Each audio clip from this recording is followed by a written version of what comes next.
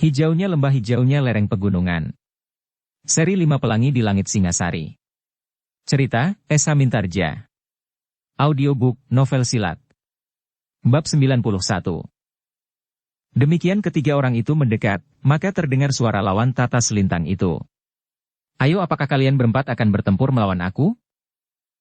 Namun tata selintanglah yang menjawab. Aku akan bertempur seorang diri melawan kau seorang diri pula.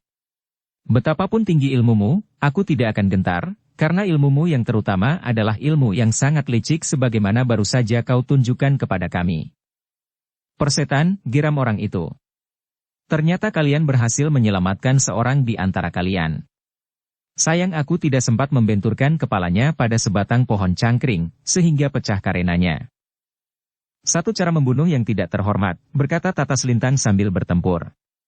Jika kau memang seorang berilmu tinggi, bunuhlah aku sekarang. Lawannya tidak menjawab. Namun serangannya pun menjadi semakin berbahaya mengejar tata selintang yang masih selalu memperhitungkan kemampuan lawan. Pertempuran antara kedua orang itu pun semakin lama menjadi semakin seru. Mereka semakin meningkatkan ilmu mereka masing-masing sehingga kekuatan dan kecepatan gerak mereka pun menjadi semakin meningkat pula. Mahisa Murti.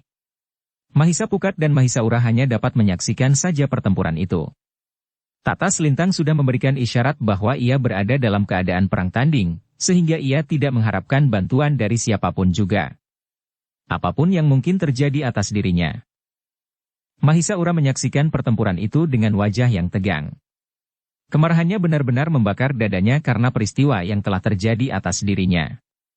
Meskipun ia masih belum mengetahui sepenuhnya, tetapi ia sudah dapat mengerti bahwa orang yang bertempur melawan tata selintang itu telah berhasil mempengaruhi pribadinya dan mempergunakan wadaknya. Namun agaknya tata selintang telah memburu ke arah tubuh lawannya itu ditinggalkannya, sehingga lawannya itu telah meninggalkan wadaknya dan kembali ke dalam dirinya sendiri. Pada saat yang demikian maka pribadinya sendiri telah muncul kembali di dalam wadaknya, meskipun wadak itu terasa lemah dan kesakitan. Untunglah tata selintang mengambil langkah yang tepat untuk menyelamatkan tubuhku, berkata Mahisa Ura di dalam hatinya. Tetapi betapapun kemarahan bergejolak di dalam dirinya, tetapi yang disaksikannya adalah pertempuran yang sengit dari dua orang yang berilmu sangat tinggi. Dalam pada itu, tata selintang yang bertempur itu pun telah merambah kepada ilmunya yang jarang ada duanya. Namun lawannya pun memiliki ilmu andalannya pula yang mengagumkan. Karena itu, maka keduanya benar-benar telah terlibat dalam pertempuran yang sulit dimengerti oleh orang kebanyakan. Bahkan Mahisa Ura pun mulai dibingungkan oleh sikap dan gerak yang tidak diduganya sama sekali yang berhubungan dengan ilmu kedua orang itu masing-masing. Sebenarnya lah bahwa lawan tata selintang itu pun memiliki kemampuan untuk menyerang dari jarak jauh. Meskipun dengan landasan ilmu yang lain, namun akibatnya tidak jauh berbeda. Lawan tata selintang itu pun mampu menghentakkan tangannya mengarah ke tubuh lawannya, sehingga semacam sinar telah terlontar dan menyambar. Sementara itu tata selintang pun telah melakukannya pula. Telapak tangannya yang terbuka telah melontarkan cahaya yang menyambar sasaran dengan kekuatan yang sulit diperhitungkan.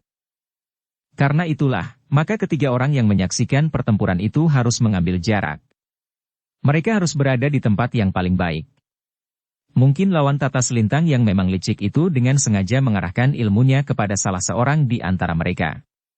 Sehingga karena itu, maka mereka pun telah berusaha berdiri di sebelah sebatang pohon yang cukup besar. Ternyata yang mereka perhitungkan itu memang terjadi. Pada satu saat yang tiba-tiba, ternyata orang itu telah mengarahkan serangannya kepada Mahisa Murti yang memang berada dekat dengan garis serangannya.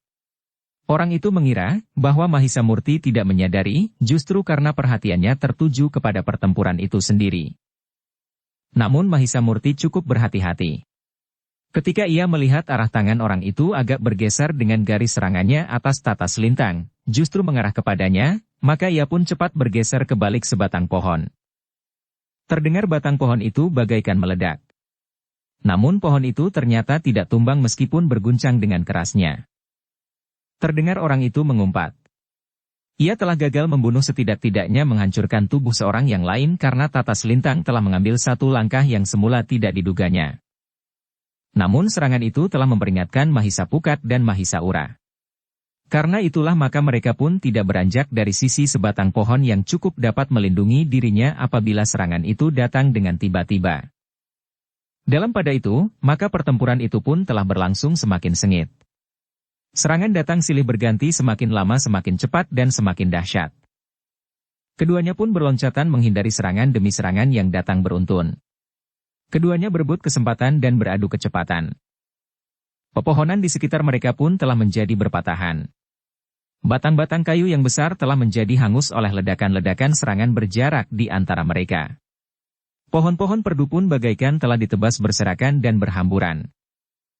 Mahisa Murti, Mahisa Pukat dan Mahisa Ura masih tetap berusaha untuk berada di dekat batang-batang pohon yang besar, yang akan dapat melindungi mereka dari serangan-serangan lawan.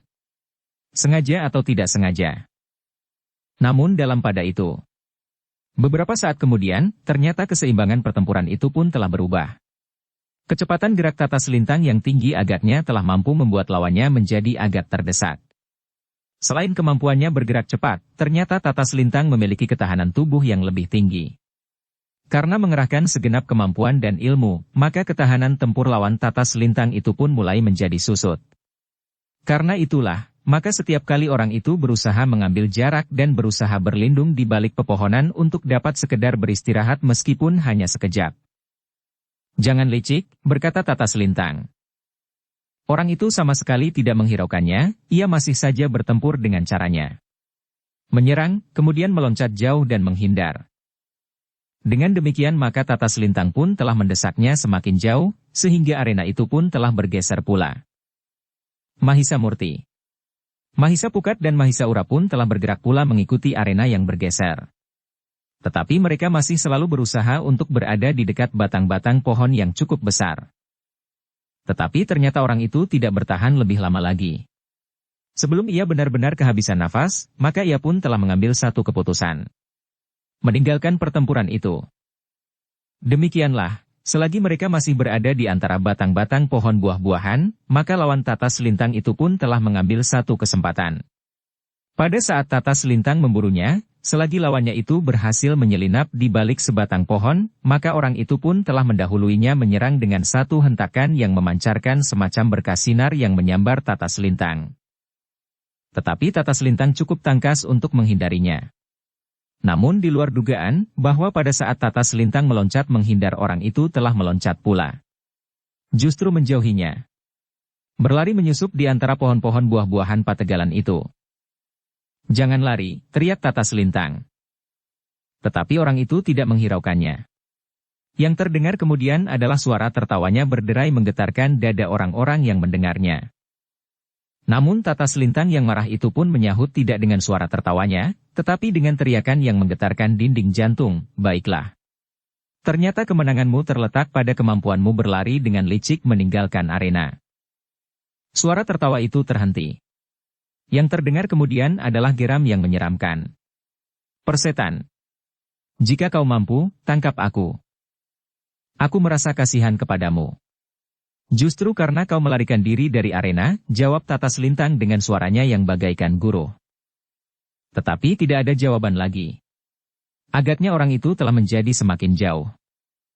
Ia memang memiliki kemampuan melarikan diri, berkata Tata Selintang. Tetapi kau memiliki kecepatan gerak yang lebih tinggi, sahut Mahisa Murti. Mungkin, tetapi aku tidak mampu menangkapnya karena ia memiliki kesempatan beberapa kejap lebih dahulu, sahut Tata Selintang. Mahisa Pukat pun kemudian telah mendekati Tata Selintang pula sebagaimana Mahisa Murti. Namun tiba-tiba Mahisa Pukat itu bertanya.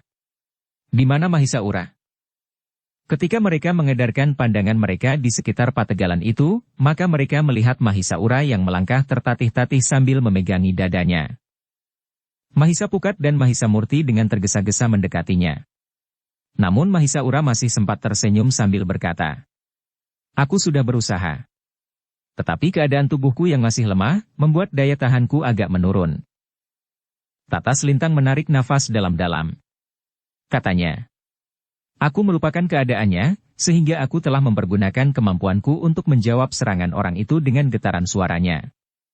Tetapi ternyata kaulah yang paling menderita karena suara-suara itu." "Aku sudah berusaha mengatasinya," jawab Mahisa Ura yang mendekat dibantu oleh Mahisa Pukat. Duduklah, berkata Tata Selintang. Kau dapat memperbaiki keadaanmu. Mungkin karena benturan suara ini, tetapi juga mungkin karena tubuhmu yang telah dipergunakan oleh orang yang belum kita kenal itu. Mahisaura pun kemudian duduk di atas seonggok dedaunan perdu yang terserak di tanah akibat pertempuran yang baru saja terjadi untuk menenangkan gejolak jantungnya serta mengatur pernafasannya.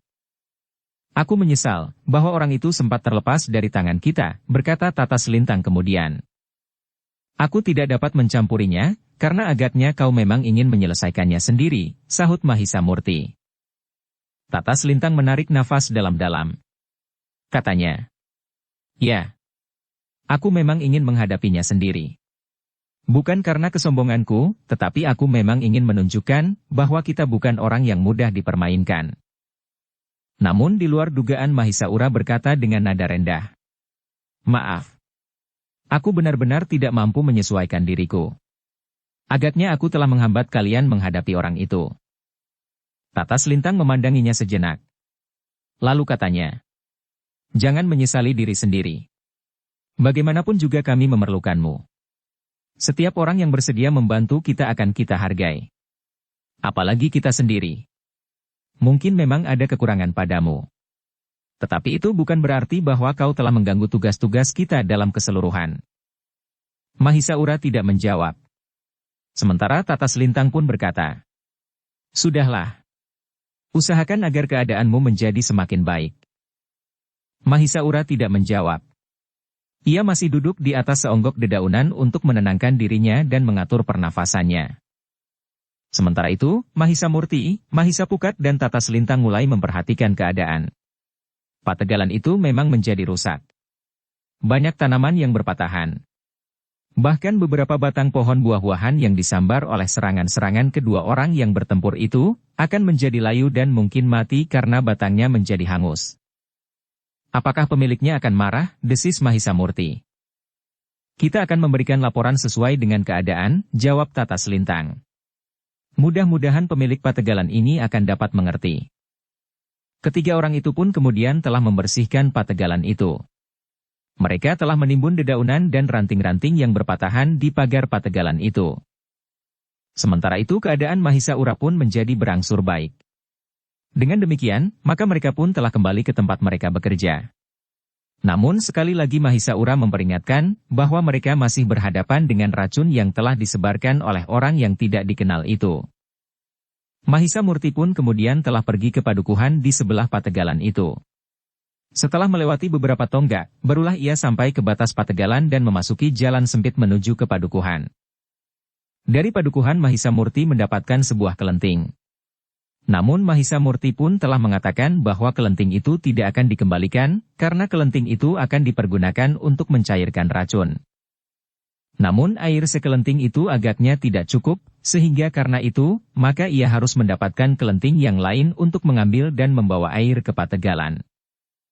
Demikianlah, maka Tata Selintang telah mencoba untuk melawan racun yang telah dituangkan ke setiap lubang yang telah dibuat bersama-sama itu. Tetapi ia memerlukan bahan yang agak banyak, sehingga karena itu, maka ia tidak dapat menyelesaikannya pada hari itu. Penawar racun yang ada padanya terlalu sedikit.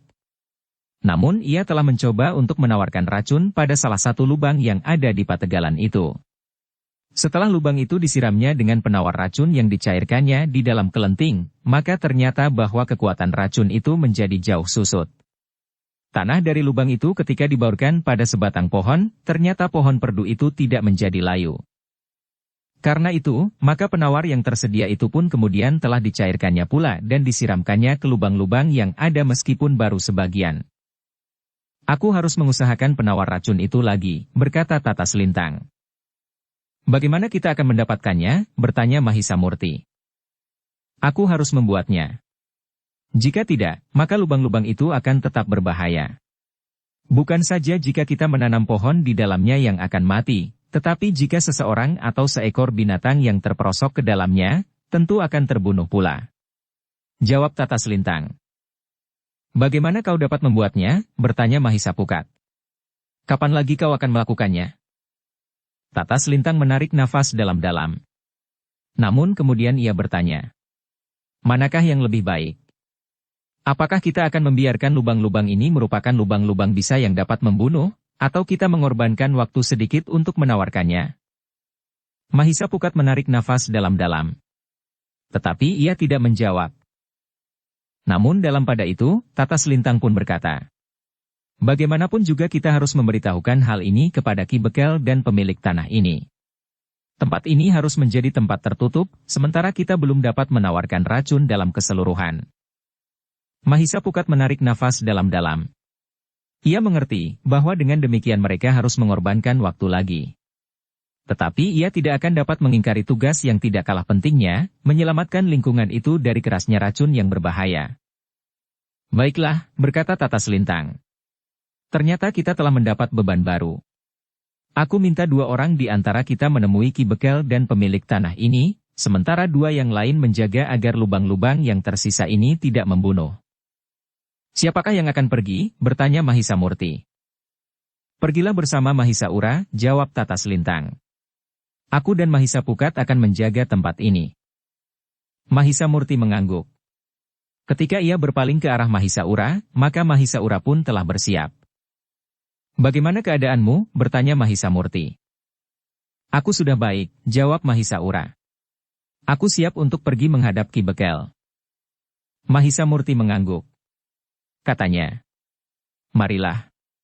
Kita akan melaporkannya.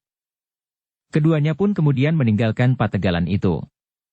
Mereka langsung menuju ke rumah Ki Bekel sebelum mereka melaporkannya kepada pemilik pategalan itu. Sementara itu, di pategalan, Tata Selintang telah berusaha untuk mengamati jenis racun yang dituangkan ke dalam lubang-lubang yang telah mereka buat untuk menanam pepohonan. Diambilnya segenggam tanah yang telah dituangi bisa itu. Kemudian dengan takir-takir daun pisang ia mencairkan tanah itu dengan air dan dicobanya pula meneteskan cairan penawarnya dengan kadar yang berbeda-beda. Dengan demikian Tata Selintang ingin mengetahui apa yang harus dibuatnya untuk menawarkan racun itu, karena obat penawar racun yang dimilikinya terlalu sedikit untuk menawarkan racun yang banyak dituangkan di lubang-lubang yang disiapkan untuk menanam pohon buah-buahan itu. Ternyata keahlian Tata Selintang telah memberikan jalan kepadanya untuk menentukan ramuan apakah yang paling baik dipergunakannya untuk menawarkan racun itu. Dan ramuan itu masih harus dibuatnya. Sementara itu, Mahisa Murti dan Mahisa Ura telah menghadap Ki Bekel di rumahnya. Laporannya memang membuat Ki Bekel itu terkejut. Bukan main, berkata Ki Bekel. Orang itu benar-benar melakukan apa saja tanpa menghiraukan pertimbangan-pertimbangan sama sekali untuk mencapai maksudnya. Untunglah kalian masih mampu mengatasinya. Namun tentu bukan untuk yang terakhir kalinya. Mungkin Ki Bekel. Kami pun harus mempersiapkan diri menghadapi masa-masa mendatang. Aku memang menduga bahwa langkahnya itu bukan langkah yang terakhir, jawab Mahisa Murti.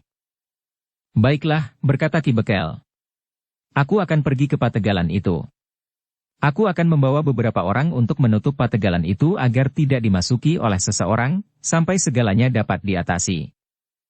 Terima kasih Ki Bekel, sahut Mahisa Murti, yang kemudian minta diri untuk pergi menemui pemilik tanah itu. Pergilah. Mudah-mudahan pemilik tanah itu dapat mengerti. Juga tentang kerusakan yang telah terjadi di pategalan itu, jawab Ki Bekel.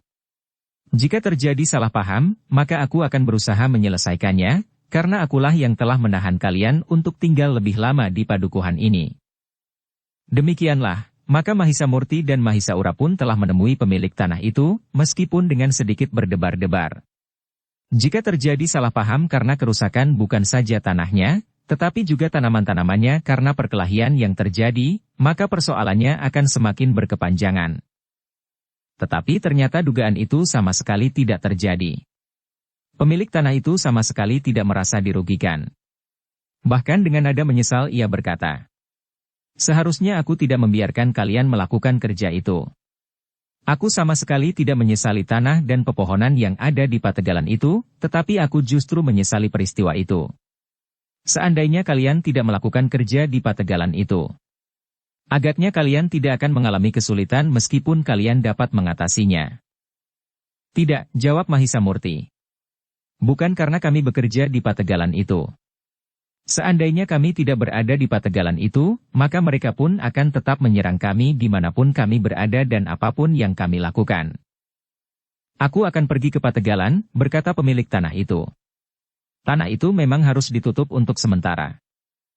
Ki Bekel akan melakukannya, jawab Mahisa Murti. Ki Bekel akan membawa beberapa orang. Tetapi seharusnya kami pun dapat melakukannya. Bukankah kami memang telah melakukan kerja untuk menerima upah?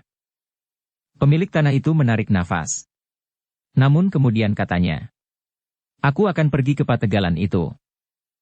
Pemilik tanah itu pun kemudian berkemas untuk pergi ke Pategalan dengan membawa 2 orang pembantu laki-laki di rumahnya. Keduanya membawa parang dan cangkul, yang barangkali akan dapat dipergunakan di Pategalan itu. Kami telah membawa alat-alat ke Pategalan itu, berkata Mahisa Murti. Biarlah mereka juga membawa, jawab pemilik tanah itu. Ketika Mahisa Murti, Mahisa Ura dan pemilik tanah itu sampai di Pategalan, ternyata di Pategalan itu telah terdapat banyak orang. Namun Ki Bekel telah menarik gawar lawe melingkari lingkungan yang ternyata masih beracun keras itu. Tidak seorang pun boleh melintasi gawar ini, berkata Ki Bekel kepada orang-orang yang berkerumun. Namun ternyata bahwa gawar lawe saja tidak cukup. Karena itu, maka Ki Bekel pun telah memerintahkan orang-orangnya untuk membuat pagar yang kuat di sekitar tempat yang berbahaya itu. Sementara itu Tata Selintang telah menentukan ramuan yang agaknya paling baik untuk menawarkan racun itu.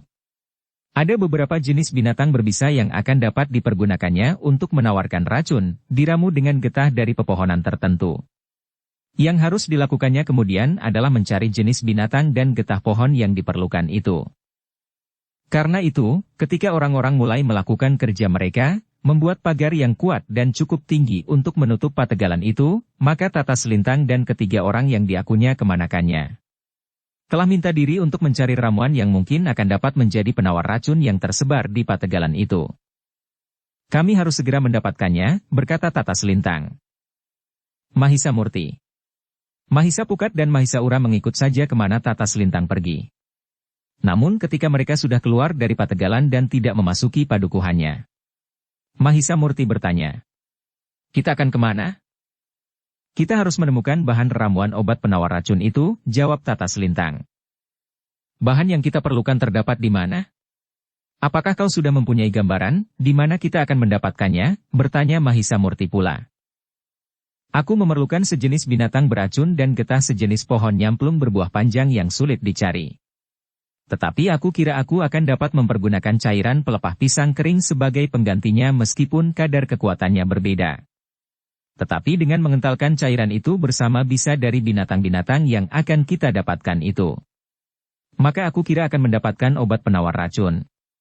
Di pondok kita aku masih mempunyai buah dari sebangsa nyamplung berbuah panjang itu, yang akan dapat menentukan ketajaman obat penawar yang akan kita buat, berkata Tata Selintang. Mahisa Murti, Mahisa Pukat dan Mahisa Ura hanya mengangguk-angguk saja. Mereka kurang mengerti jenis-jenis bahan yang disebut oleh Tata Selintang. Sepengetahuan mereka, nyamplung buahnya selalu bulat. Tetapi Tata Selintang tentu memiliki pengetahuan yang jauh lebih luas dari mereka, sehingga apa yang diketahuinya, tidak diketahui oleh ketiga orang yang disebutnya sebagai kemenakannya itu. Dalam pada itu, maka Mahisa Pukat pun bertanya, kita sekarang akan pergi kemana? Kita akan pergi ke batu yang berwarna kehijauan itu, jawab Tata Selintang. Untuk apa? Bertanya Mahisa Pukat. Mencari bahan yang kita perlukan. Memang kita akan berjalan agak panjang. Tetapi harus kita lakukan jika kita akan menolong orang-orang dari padukuhan itu, jawab Tata Selintang. Bahan apa? Batu itu, bertanya Mahisa Pukat. Di celah-celah batu itu, jawab Tata Selintang. Mahisa Pukat mengerutkan keningnya. Tetapi ia tidak menjawab. Meskipun demikian ia berkata kepada diri sendiri. Jadi Tata Selintang juga sudah mengamati batu yang berwarna kehijauan itu? Ternyata Mahisa Murti pun berpikir demikian.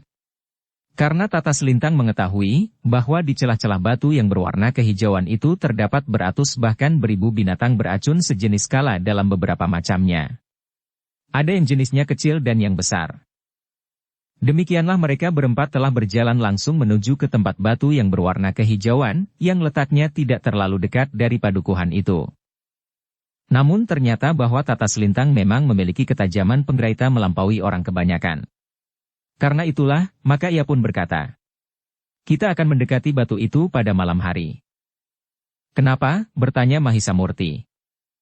Kita akan menghindari kemungkinan buruk yang dapat terjadi atas kita, berkata Tata Selintang.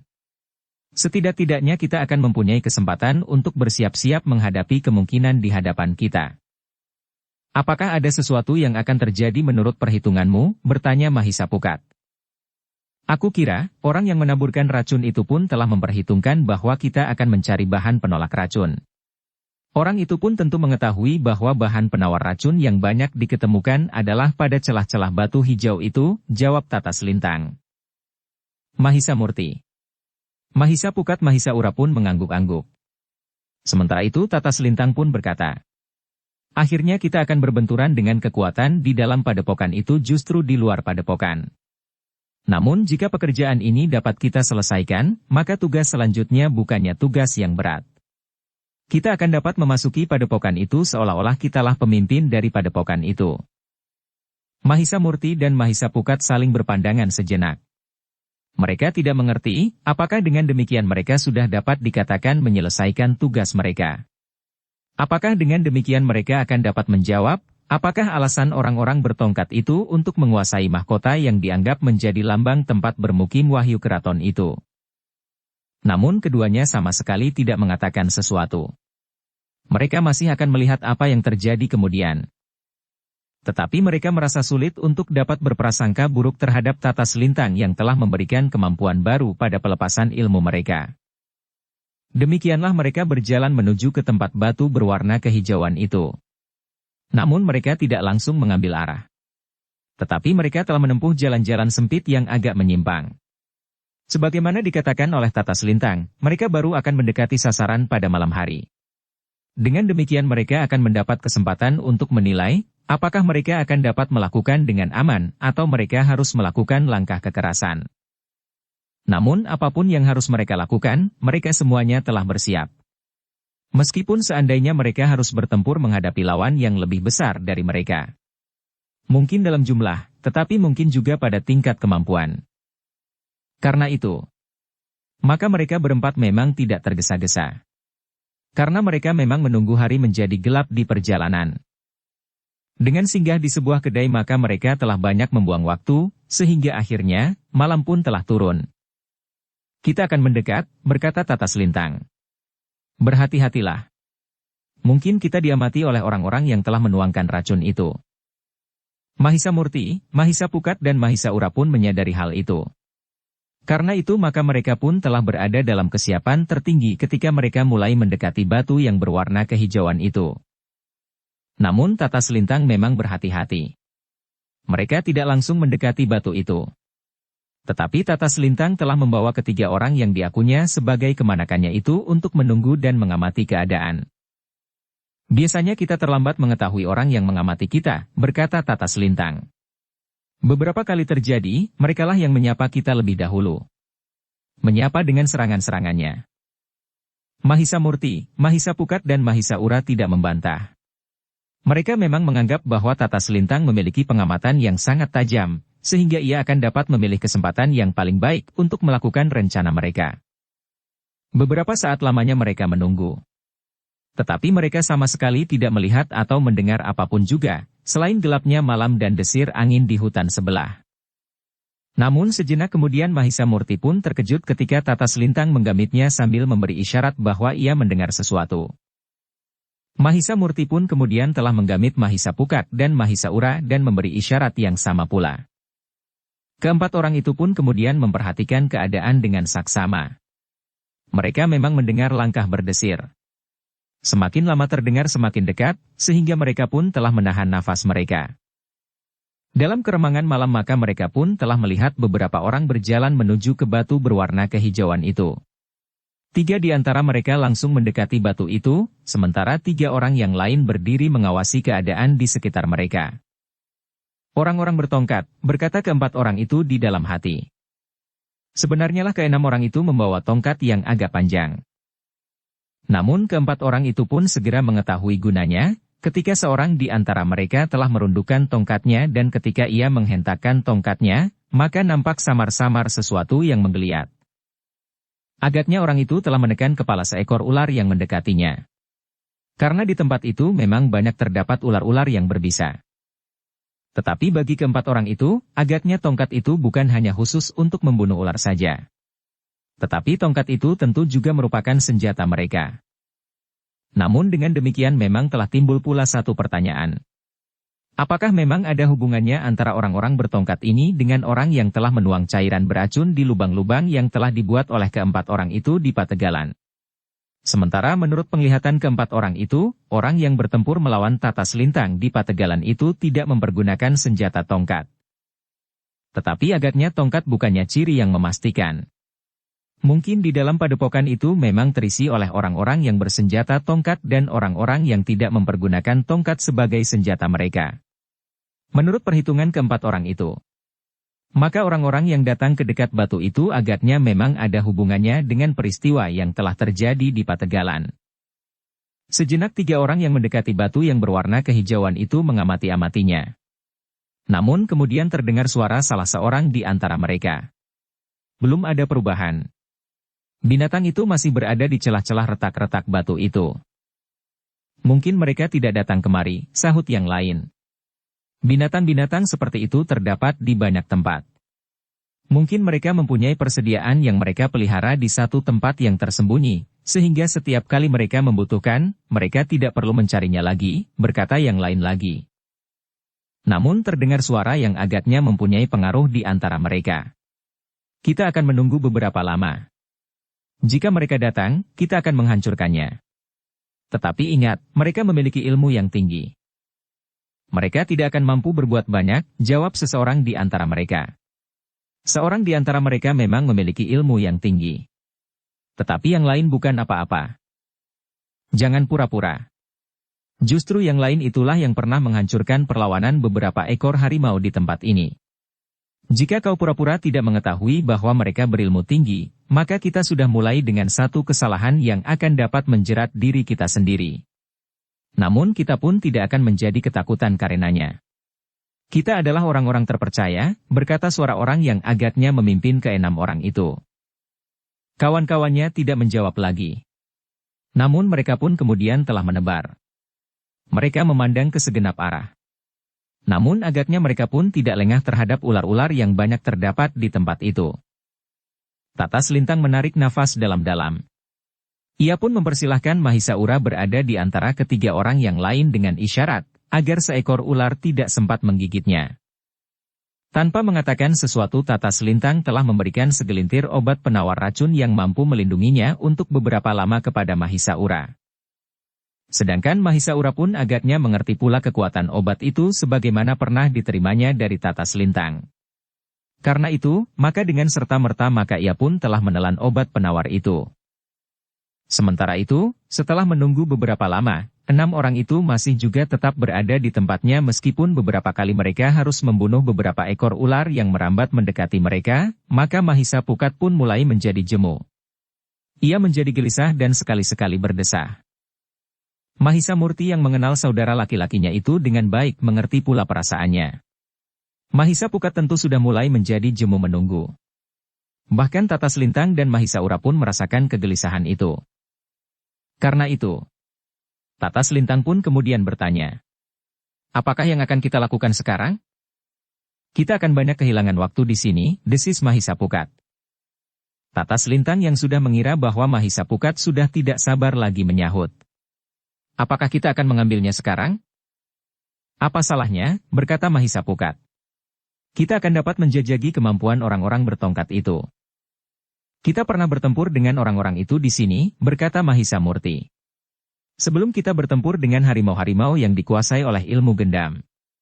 Bukankah pernah ada orang-orang yang menyebut dirinya satu dengan ular-ular yang ada di tempat ini? Mungkin. Tetapi tentu orang lain yang hadir sekarang. Orang yang mempunyai ilmu yang lebih tinggi untuk menebus kegagalan-kegagalan yang pernah terjadi. Bahkan mungkin seorang di antaranya adalah lawan Tata Selintang itu. Mereka tentu bukan orang-orang dungu yang tidak mengenal perbandingan ilmu setelah mereka berusaha menjajaginya beberapa kali dengan beberapa macam cara. Tetapi bukan berarti bahwa kita harus tetap bersembunyi di sini, sahut Mahisa Pukat. Baiklah, berkata Tata Selintang. Lalu, Lihat, agaknya ada di antara mereka yang mendengar suara kita. Ternyata pendengaran mereka pun cukup tajam, meskipun mereka belum menemukan tempat kita. Kita akan mempergunakan cara sebagaimana dilakukan oleh kawan-kawan mereka, desis Mahisapukat. Bagaimana? Bertanya Tatas Lintang. Kita sapa mereka. Tetapi sebaiknya kita berpisah dan berlindung di tempat yang berbeda, jawab Mahisapukat. Tatas Lintang mengerti maksud Mahisapukat. Karena itu, maka ia pun menggamit Mahisaura dan dengan isyarat mengajaknya meninggalkan tempat itu. Dengan hati-hati keduanya bergeser dari tempat mereka. Berlindung di balik gelapnya rimbunnya dedaunan dan pohon-pohon perdu, mereka mengambil jarak dari dekat Mahisamurti dan Mahisapukat bersembunyi. Beberapa saat kemudian, setelah Tatas Lintang berada beberapa puluh langkah dari Mahisamurti dan Mahisapukat, mereka mulai mempersiapkan diri untuk menyapa orang-orang yang berada di sekitar batu yang kehijauan itu. Namun dalam pada itu, Tatas Lintang pun berkata kepada Mahisaura perlahan-lahan. Kerahkan daya tahanmu. Yakinkah dirimu bahwa kau tidak terpengaruh sama sekali oleh getaran suaraku? Justru karena kau berada di sebelahku. Mahisaura mengangguk. Ia pun segera memusatkan nalar budinya untuk mengerahkan daya tahannya. Ia mengerti apa yang akan dilakukan oleh Mahisapukat, Mahisamurti dan Tatas Lintang. Sebenarnya lah, sebelum Tatas Lintang berbuat sesuatu, telah terdengar suara yang menggetarkan udara di sekitar batu yang berwarna kehijauan itu. Selamat malam Kisanak. Agaknya kalian sedang menunggu seseorang. Orang-orang yang berdiri di sekitar batu yang berwarna kehijauan itu nampaknya terkejut. Dalam kegelapan malam, ketajaman penglihatan Tatas Lintang dan ketiga orang yang disebut kemanakannya itu mampu melihat, keenam orang itu telah bergeser selangkah saling mendekat. Namun agaknya mereka tidak segera mengerti dari mana arah suara yang terdengar itu. Ternyata keenam orang itu telah menghadap ke arah yang berbeda-beda. Sejenak kemudian telah terdengar lagi suara yang menggelarkan udara. Siapakah sebenarnya yang kalian tunggu? Coba, sebutkan. Apakah kau menunggu pemimpinmu orang yang bertongkat dengan kepala yang terbuat dari pecahan batu di sebelahmu itu? Atau mungkin orang yang mampu menguasai binatang dengan ilmu gendamnya, atau barangkali siapa lagi? Persetan, geram pemimpin dari keenam orang itu. Kemarilah jika kau jantan. Jangan bersembunyi. Carilah, di mana sumber suara yang kau dengar itu, getaran itu bergulung lagi di sekitar batu berwarna kehijauan itu. Pengecut. Kenapa kami harus mencari? Jika kalian benar-benar memiliki keberanian, marilah, teriak pemimpin dari keenam orang itu. Namun ketika sekali terdengar suara itu menggetarkan udara, terdengar orang itu berdesah. Aku akan dapat datang kepada kalian setiap saat. Tetapi ternyata kalian tidak tahu di mana kami berada, jawab suara itu yang disusul oleh suara tertawa yang menggelegar mengguncang isi dada. Keenam orang itu harus berjuang untuk menahan goncangan di dadanya. Sementara itu, mereka masih belum mengetahui dari mana arah suara yang telah menggetarkan dadanya itu. Suara tertawa itu bagaikan bergulung-gulung dari segala penjuru. Menyusup dan kemudian mengguncang-guncang isi dada. Sehingga dengan demikian maka keenam orang itu benar-benar harus memusatkan segala perhatiannya. Karena itu, maka tiba-tiba saja pemimpin dari keenam orang itu telah berteriak. Berhati-hatilah. Kita akan melakukannya sekarang. Suara itu memang menarik perhatian. Sejenak kemudian suara tertawa yang bergulung-gulung itu pun telah mereda. Orang-orang yang bersembunyi itu agaknya telah tertarik untuk mengetahui apa yang akan dilakukan oleh keenam orang itu. Ternyata keenam orang itu telah menelan sesuatu. Orang-orang yang bersembunyi itu tidak melihat dengan jelas apakah yang telah mereka telan itu. Namun Tatas Lintang telah berdesis. Agaknya mereka telah menelan semacam penawar racun. Kenapa baru sekarang? Bertanya Tatas Lintang. Mereka merasa bahwa ular yang ada di padang di sekitar batu itu tidak berbahaya bagi mereka, karena mereka mempunyai kemampuan untuk membunuh ular-ular itu. Tetapi dalam keadaan yang sulit karena mereka harus mempertahankan diri maka mereka tidak akan sempat lagi untuk memperhatikan ular yang mungkin menyerang mereka, sehingga mereka harus mempersiapkan diri. Jawab Tatas Lintang. Aku mengerti. Tetapi kenapa tidak sejak mereka memasuki lingkungan ini, bertanya Tatas Lintang pula. Mungkin penawar racun itu tidak dapat bekerja cukup lama, sehingga mereka harus memperhatikan waktu. Hanya apabila keadaan mereka benar-benar menjadi gawat mereka telah melindungi diri dengan penawar racun itu. Agaknya mereka memperhitungkan bahwa persoalan yang mereka hadapi tidak akan dapat diselesaikan dalam waktu dekat, berkata Tata Selintang. Mahisaura mengangguk-angguk. Ia pun agaknya telah melihat kepada dirinya sendiri. Penawar racun yang diterima dari Tata Selintang hanya mampu berpengaruh dalam waktu yang terbatas, kurang lebih setengah hari atau setengah malam. Tata Selintang agaknya dapat menangkap perasaan Mahisaura. Karena itu maka katanya, jika lebih panjang dari setengah malam, maka kau pun memerlukan penawar itu lagi. Tetapi kau tidak dapat mempergunakannya sekarang sekaligus, karena dengan demikian, maka penawar itu tidak akan berlaku lebih dari setengah hari pula. Sehingga karena itu, tentu hanya sekedar kelebihan yang tidak bermanfaat, karena kelebihan kekuatannya tidak akan diperlukan. Dengan demikian maka jika tiba saatnya, sebaiknya kau harus menelan penawar berikutnya. Dengan demikian maka kau tidak akan diganggu oleh ular-ular dan jenis binatang berbisa lainnya. Kau dapat memusatkan perhatianmu terhadap kemungkinan lain yang mengancammu. Mahisaura mengangguk-angguk. Sementara itu Tata Selintang pun telah mengambil sebutir penawar racun dan diberikannya kepada Mahisaura yang kemudian menyimpannya di kantong ikat pinggangnya. Dalam pada itu, maka terdengar lagi suara yang menggelegar bergulung-gulung. Agaknya Mahisa Murti lelah mulai lagi mengganggu keenam orang itu dengan suara tertawanya. Untuk beberapa saat keenam orang itu berusaha dengan segenap kemampuan mereka untuk menemukan arah suara tertawa yang telah mengguncang jantung mereka. Keenam orang yang menyebar itu perlahan-lahan telah bergeser saling mendekat. Bahkan kemudian mereka telah membuat lingkaran dan saling bergandengan tangan dengan tongkat mereka yang tegak dalam pegangan. Apa yang mereka lakukan? Bertanya Mahisaura. Tata Selintang menarik nafas dalam-dalam. Katanya kemudian, mereka telah menghubungkan diri. Mereka berusaha untuk menyatukan kemampuan mereka. Dengan demikian mereka berharap untuk mampu mengatasi kebingungan mereka menemukan arah suara tertawa yang menggetarkan jantung mereka.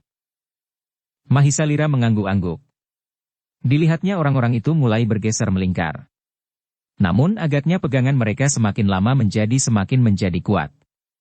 Sehingga lingkaran itu benar-benar merupakan satu kesatuan yang kokoh.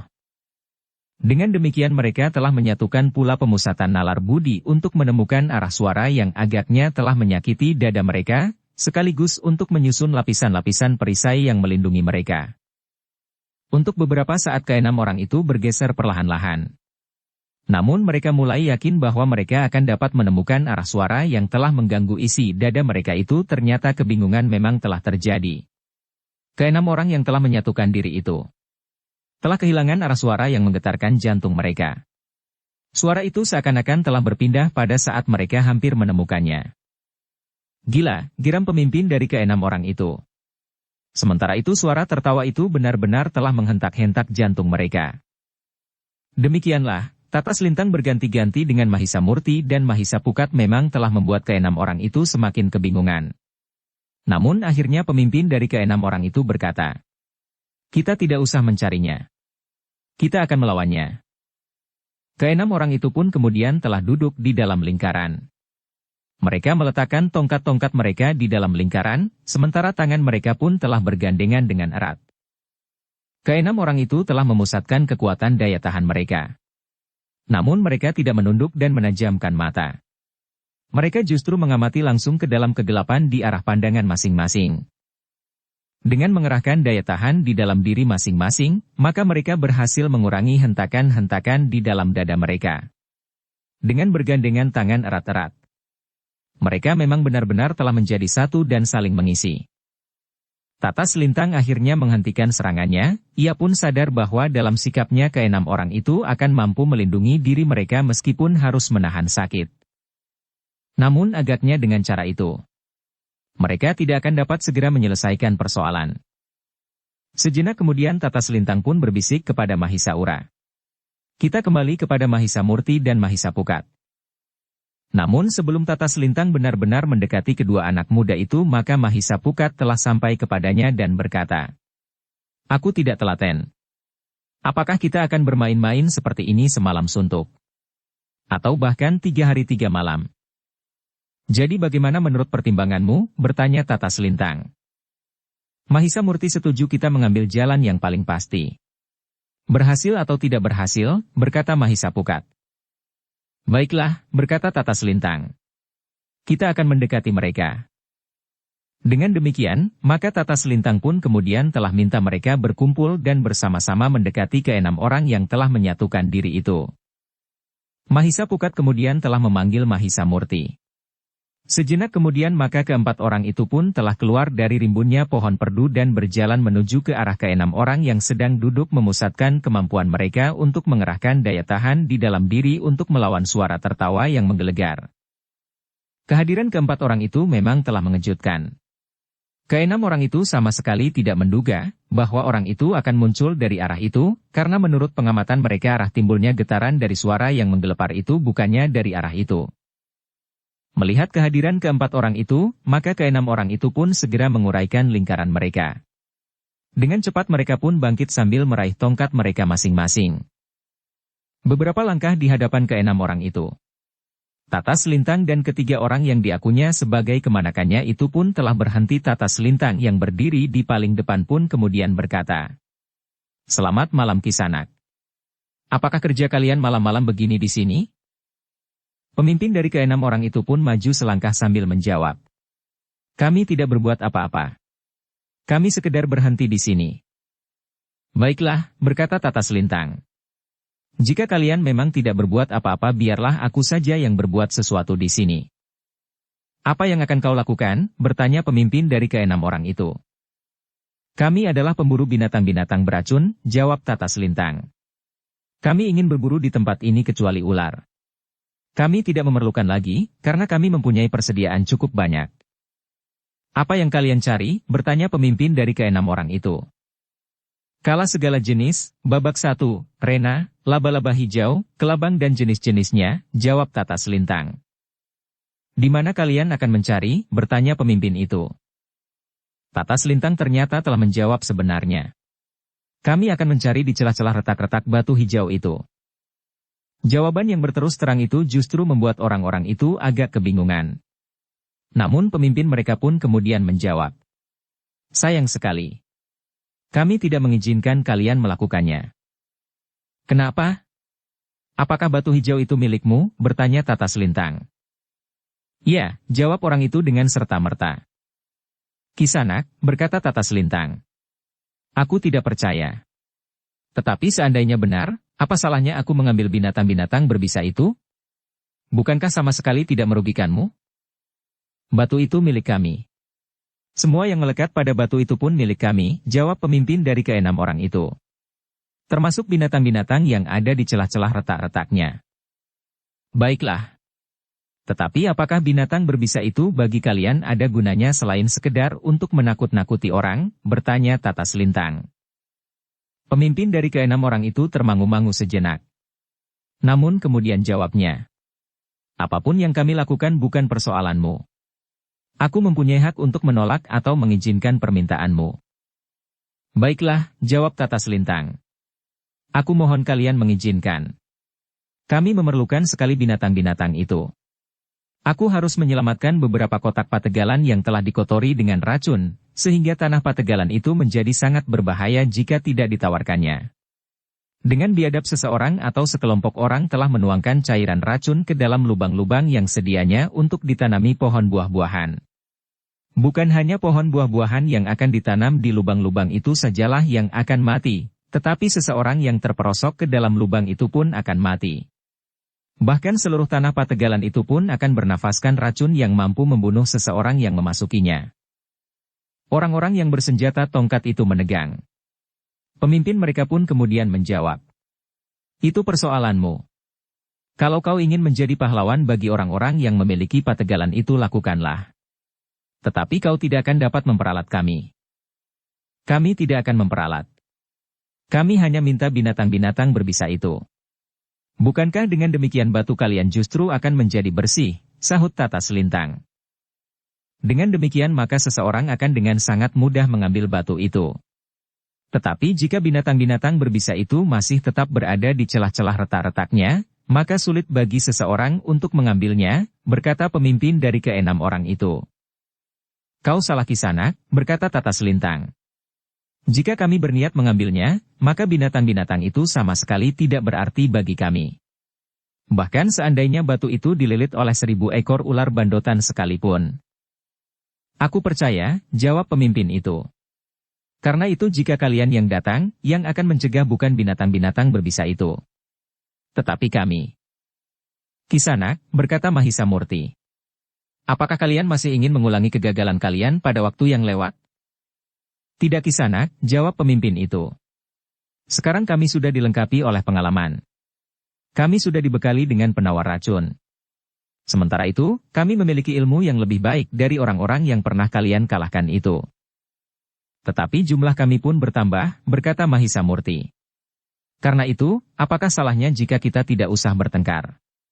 Berilah kesempatan kepadaku untuk mengambil binatang-binatang berbisa itu. Agar batu itu tidak diambil orang, maka aku berjanji bahwa aku tidak akan mengambil binatang-binatang itu sampai habis. Kami hanya akan mengambil separuhnya atau lebih sedikit. Dengan demikian, maka pada batu itu masih terdapat banyak sekali binatang yang akan mampu melindunginya dari tangan-tangan yang akan berniat buruk.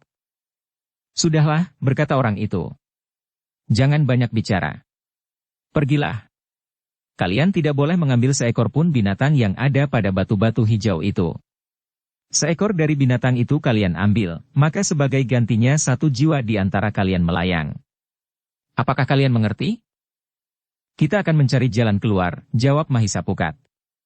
Jangan dengan serta-merta menutup kemungkinan itu. Cukup, bentak orang itu. Sekarang pergilah. Atau kami akan memaksa kalian pergi. Baiklah, sahut Mahisa Pukat. Kami akan memaksa. Kami akan mengambil binatang-binatang itu sekarang. Pergilah, jangan halangi kami. Wajah-wajah pun menjadi tegang. Sementara itu, keenam orang itu pun telah bergeser merenggang. Sekali-sekali seekor ular berdesis di bawah kaki. Tetapi 10 orang yang ada di dekat batu yang berwarna kehijauan itu tidak memperhatikannya lagi. Bahkan ketika seorang di antara keenam orang itu menginjak seekor ular tanpa sengaja dan digigitnya, maka orang itu hanyalah sekedar memukul kepala ular itu sehingga mati. Orang itu tidak lagi menjadi kebingungan karena racun ular itu di dalam tubuhnya. Mahisa Pukat agaknya tidak sabar lagi. Dengan lantang ia berkata, "Jadi apakah kami harus memaksa? Kami akan melakukannya jika diperlukan." Mulailah, geram pemimpin kelompok itu. Bukankah kalian memang datang dengan niat buruk? Sebelum kita berbicara apapun juga, kalian telah mulai menyerang. Untunglah kami mampu mempertahankan diri. Kami memang sengaja ingin menunjukkan bahwa kami memiliki ilmu yang cukup tinggi, jawab Mahisa Pukat sambil mengangkat wajahnya. Nah, apakah kalian tidak takut? Baru dengan suara dan suara tertawa kalian sudah kebingungan. Apalagi jika kami benar-benar bertempur dengan wadak kami. Kami bukan pengecut, jawab pemimpin dari keenam orang itu. Kami siap bertarung beradu dada. Kami sama sekali tidak takut akan getaran suara kalian yang tidak berbobot sama sekali itu.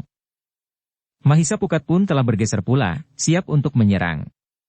Dengan demikian maka Mahisa Murti, Tata Selintang dan Mahisa Ura pun harus segera mempersiapkan diri. Sejenak kemudian, maka Mahisa Pukat benar-benar telah mulai dengan serangannya langsung ke arah pemimpin dari keenam orang itu. Namun orang itu pun dengan tangkas telah bergeser menghindari serangan Mahisa Pukat. Demikianlah, maka kedua belah pihak pun segera mempersiapkan diri sepenuhnya. Mahisa Murti pun mulai bergerak mendekati mereka, diikuti oleh Tata Selintang dan Mahisa Ura. Dalam pada itu, Mahisa Pukat telah bertempur melawan pemimpin dari keenam orang itu. Keduanya justru telah beringsut menjauh. Sementara itu, seorang di antara keenam orang itu pun telah meloncat pula menyerang Mahisa Ura yang bergeser mundur. Sejenak kemudian maka pertempuran di antara mereka pun terjadi dengan sengitnya. Mahisa Pukat melawan pemimpin dari keenam orang itu, sementara Mahisa Ura melawan orang yang telah menyerangnya. Mahisa Murti lah yang kemudian berusaha untuk memancing 2 orang di antara mereka untuk melawannya sebagaimana dilakukan oleh Tata Selintang. Agar dengan demikian Mahisa Ura akan tetap berhadapan dengan seorang saja di antara keenam orang itu. Demikianlah, maka di dekat batu yang berwarna kehijauan itu telah terjadi lagi pertempuran yang sengit. Namun agaknya Tata Selintang memang menghendaki demikian. Ia akan dapat menjajaki isi dari padepokan yang memang akan mereka masuki. Jika sebagian dari isi padepokan itu telah dapat dipancingnya keluar, maka jika saatnya mereka memasuki padepokan itu, mereka tidak akan terkejut lagi. Bahkan mungkin yang tinggal di padepokan tidak akan berbahaya lagi bagi mereka. Mahisaura yang berhadapan dengan salah seorang dari kelima orang itu, telah bergeser agak menjauh untuk mendapat kesempatan bertempur dengan baik sebagaimana dilakukan oleh Mahisa Pukat. Ternyata bahwa lawan Mahisaura itu pun memiliki ilmu yang baik sebagai bekalnya menghadapi lawannya, yang sebenarnya adalah seorang petugas sandi dari Singasari itu. Karena itu, maka Tata Selintang pun harus mengerahkan kemampuannya pula. Untunglah bahwa Mahisaura memiliki pengalaman yang sangat luas, sementara itu ia telah membekali dirinya pula dengan ilmu yang memadai. Ketika keduanya mulai mempergunakan tenaga cadangan di dalam diri masing-masing, maka pertempuran pun menjadi semakin seru. Keduanya bergerak semakin cepat dan benturan-benturan yang terjadi pun menjadi semakin sering. Namun akhirnya tongkat lawan Mahisaura itu pun ikut menentukan. Karena itulah, maka Mahisaura pun telah menarik sepasang pisau belati panjangnya dari balik kainnya. Dengan sepasang pisau belati panjang itu ia berusaha untuk dapat melawan tongkat lawannya. Tongkat yang dengan kemampuan yang tinggi diputar, diayunkan dan kadang-kadang mematuk dengan cepatnya. Namun sepasang pisau belati panjang Mahisaura pun agaknya mampu mengimbangi tongkat itu. Meskipun pisau itu jauh lebih pendek dibanding dengan tongkat lawannya, tetapi ternyata bahwa kemampuan Mahisaura mempergunakannya, telah mampu sekali-sekali mengejutkan lawannya. Mahisaura mampu menangkis serangan lawannya dengan sebelah pisau belati panjangnya, kemudian dengan cepat meloncat maju dan mematuk dengan pisaunya yang lain. Tetapi lawannya pun mampu bergerak cepat pula. Jika tongkatnya terhentak menyamping, maka dengan cepat pula ia menariknya dan memutarnya secepat baling-baling untuk melindungi dirinya. Sementara itu Mahisa Murti dan Tata Selintang masing-masing bertempur melawan dua orang. Dua orang yang bersenjata tongkat, sementara Mahisa Murti dan Tata Selintang tidak bersenjata apapun juga.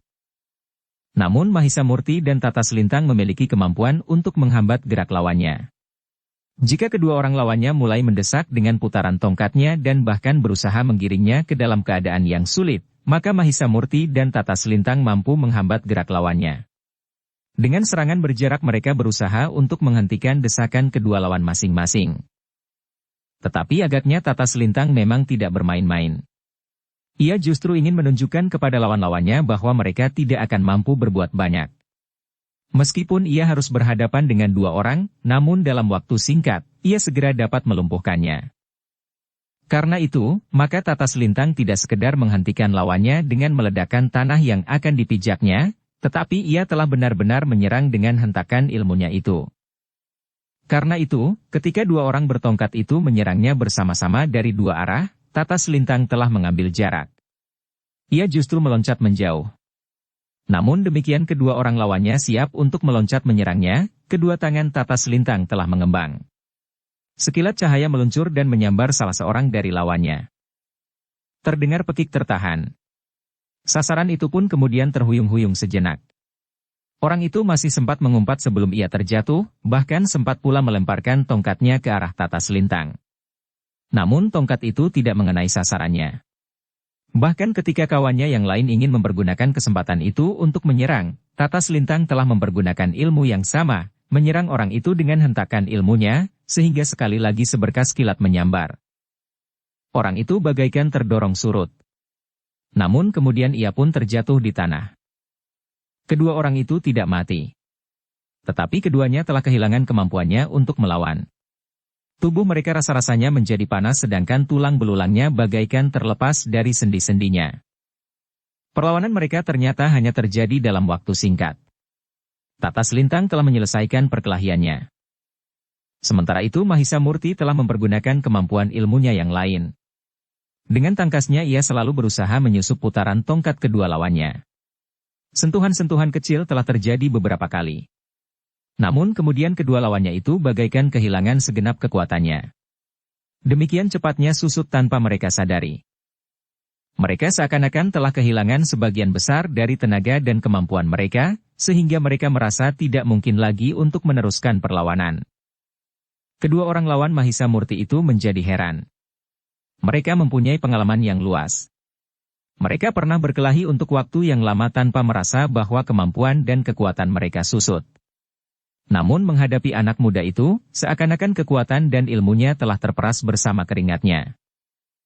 Sebelum mereka mengerti apa yang terjadi, maka Mahisa Murti pun menjadi semakin sering berhasil menyentuh kedua lawannya berganti-ganti, sehingga akhirnya, kedua lawannya itu benar-benar menjadi tidak berdaya dan pada saat-saat terakhir, Mahisa Murti tidak sekedar menyentuhnya untuk mengeterapkan ilmunya, namun dengan sentuhan terakhirnya, maka kedua orang lawannya itu pun telah terjatuh dan menjadi pingsan karenanya.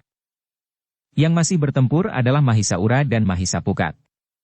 Lawan Mahisa Pukat, pemimpin dari keenam orang itu, memang memiliki kelebihan dari kawan-kawannya. Ia memiliki kemampuan bergerak dengan kecepatan yang luar biasa. Sehingga karena itu, maka Mahisa Pukat memang mengalami kesulitan karena lawannya itu bersenjata tongkat. Namun dalam keadaan yang mendesak, tiba-tiba saja Mahisa Pukat telah meloncat memungut tongkat dari salah seorang yang telah dikalahkan oleh Mahisa Murti. Dengan demikian maka kedua orang yang bertempur itu masing-masing telah bersenjata tongkat. Ternyata Mahisa Pukat pun memiliki kemampuan untuk mempergunakan tongkat yang jarang dilakukannya. Sehingga karena itu maka pertempuran antara dua orang yang bersenjata tongkat itu pun semakin seru. Pemimpin dari keenam orang itu agaknya memang memiliki ilmu yang tinggi dan kekuatan yang sangat besar. Jauh melampaui 5 orang lainnya. Karena itulah maka agaknya Mahisa Pukat tidak segera mampu mengatasi lawannya. Namun ketika Mahisa Pukat telah mempergunakan sebatang tongkat panjang, maka keseimbangan dari pertempuran itu pun telah berubah. Perlahan-lahan Mahisa Pukat telah berhasil mendesak lawannya. Bahkan ketika Mahisa Pukat menjadi semakin mapan, ia telah mampu mengeterapkan ilmunya pula. Pada saat ia sempat menangkis serangan lawan, maka ia pun telah menyerang dengan kakinya langsung menyentuh tubuh lawannya. Yang terjadi kemudian adalah sebagaimana telah terjadi atas lawan Mahisa Murti. Perlahan-lahan, namun pasti, kekuatan lawannya itu pun menjadi susut. Tongkatnya pun menjadi semakin lambat berputar dan kecepatan geraknya pun telah dengan cepat menurun. Orang itu mengumpat di dalam hati. Ia tidak mengerti apa yang sebenarnya telah terjadi pada dirinya. Namun akhirnya ia mengerti juga.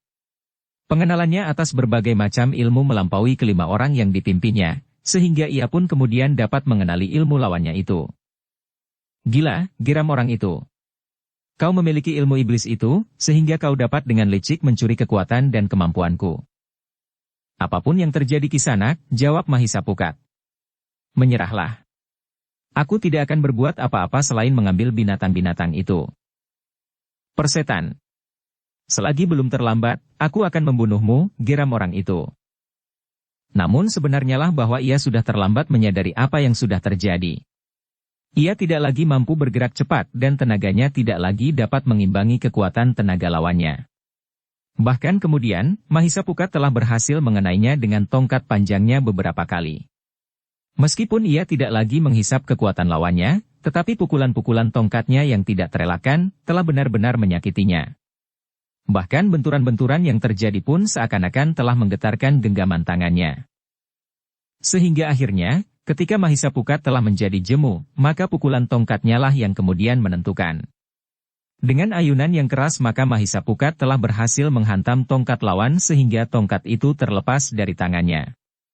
Sebelum lawannya itu mampu berbuat apa-apa, maka ujung tongkat Mahisa Pukat telah mematuk lambungnya.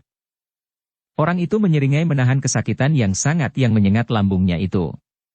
Bahkan rasa-rasanya tenaganya telah menjadi lumpuh sama sekali. Matanya menjadi suram dan kabur meskipun ia masih memiliki kesadarannya. Aku dapat meremukkan kepalamu, geram Mahisa Pukat yang menyentuh tengkuk orang itu dengan tongkatnya.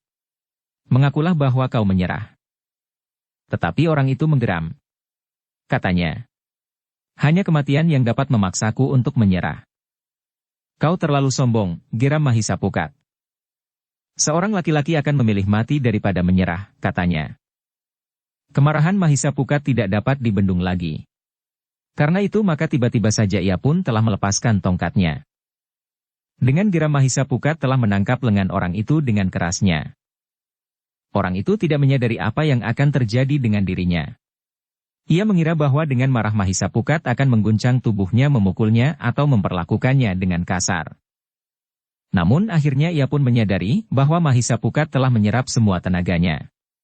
Dengan demikian ketika Mahisa Pukat itu melepaskannya, maka orang itu benar-benar sudah tidak berdaya.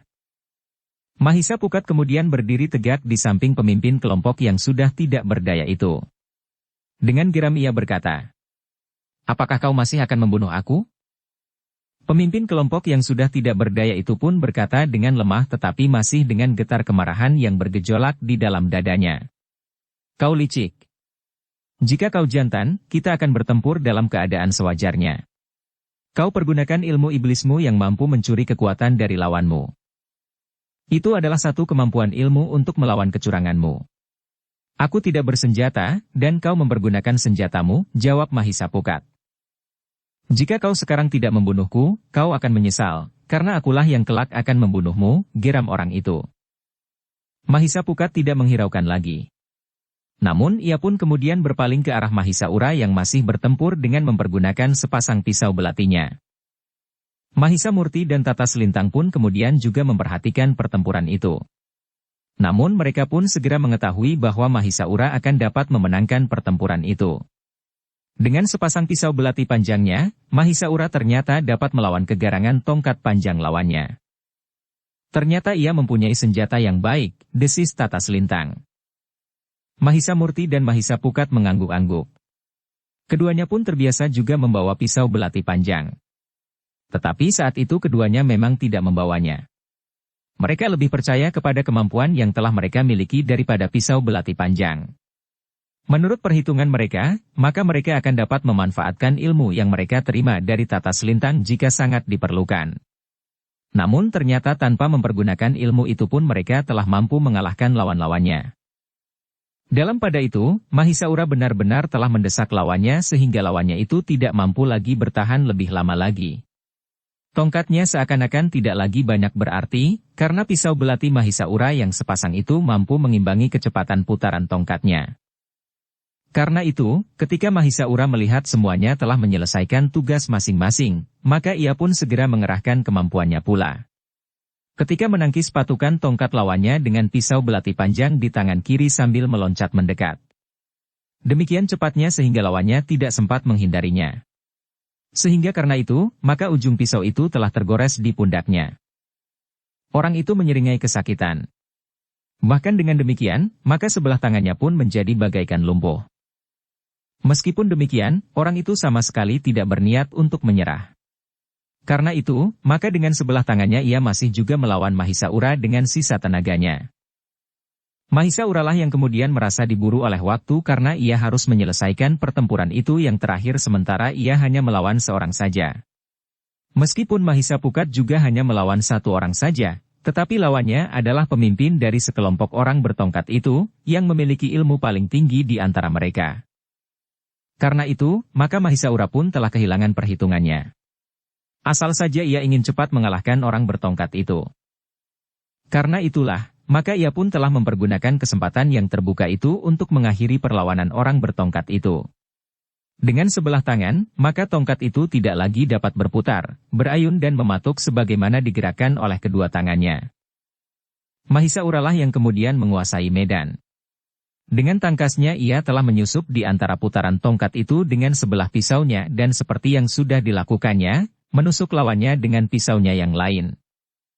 Namun lawannya tidak membiarkan tubuhnya dilukainya lagi. Karena itu, maka dengan cepat ia meloncat surut. Tetapi agaknya Mahisaura telah memperhitungkannya. Dengan cepat ia memburunya dan sekali lagi ia menikamkan pisaunya langsung ke arah dada. Orang itu tidak sempat meloncat lagi. Ia pun tidak sempat menangkis karena ia hanya menggerakkan tongkatnya dengan sebelah tangan. Karena itulah, maka pisau itu benar-benar telah menikam dadanya menghunjam sampai ke jantung. Mahisa Murti, Mahisa Pukat dan Tata Selintang sempat melihat pisau itu menghunjam ke dada orang bertongkat itu.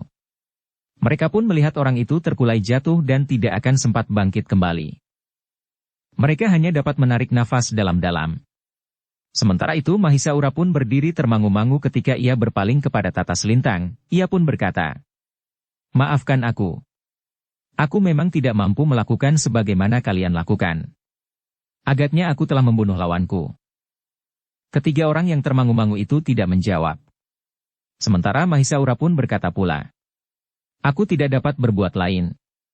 Tetapi apakah lawan-lawan kalian tidak terbunuh? Mahisa Murtilah yang menjawab, terbunuh atau tidak, tergantung kepada keadaannya. Kami tidak menyalahkan seandainya lawanmu itu terbunuh. Kemungkinan itu memang dapat terjadi dalam pertempuran. Karena itu, jangan disesali. Mahisaura menarik nafas dalam-dalam. Sementara itu Tata Selintang pun berkata, marilah. Kita lakukan kewajiban kita. Keempat orang itu pun kemudian telah meninggalkan tubuh-tubuh yang terbaring lemah dan seorang di antaranya telah terbunuh. Sambil melangkah menuju ke batu yang berwarna kehijauan itu Tata Selintang berkata, nanti kita akan mengurusnya jika kerja kita sudah selesai, sementara itu mereka yang pingsan sudah mulai sadar.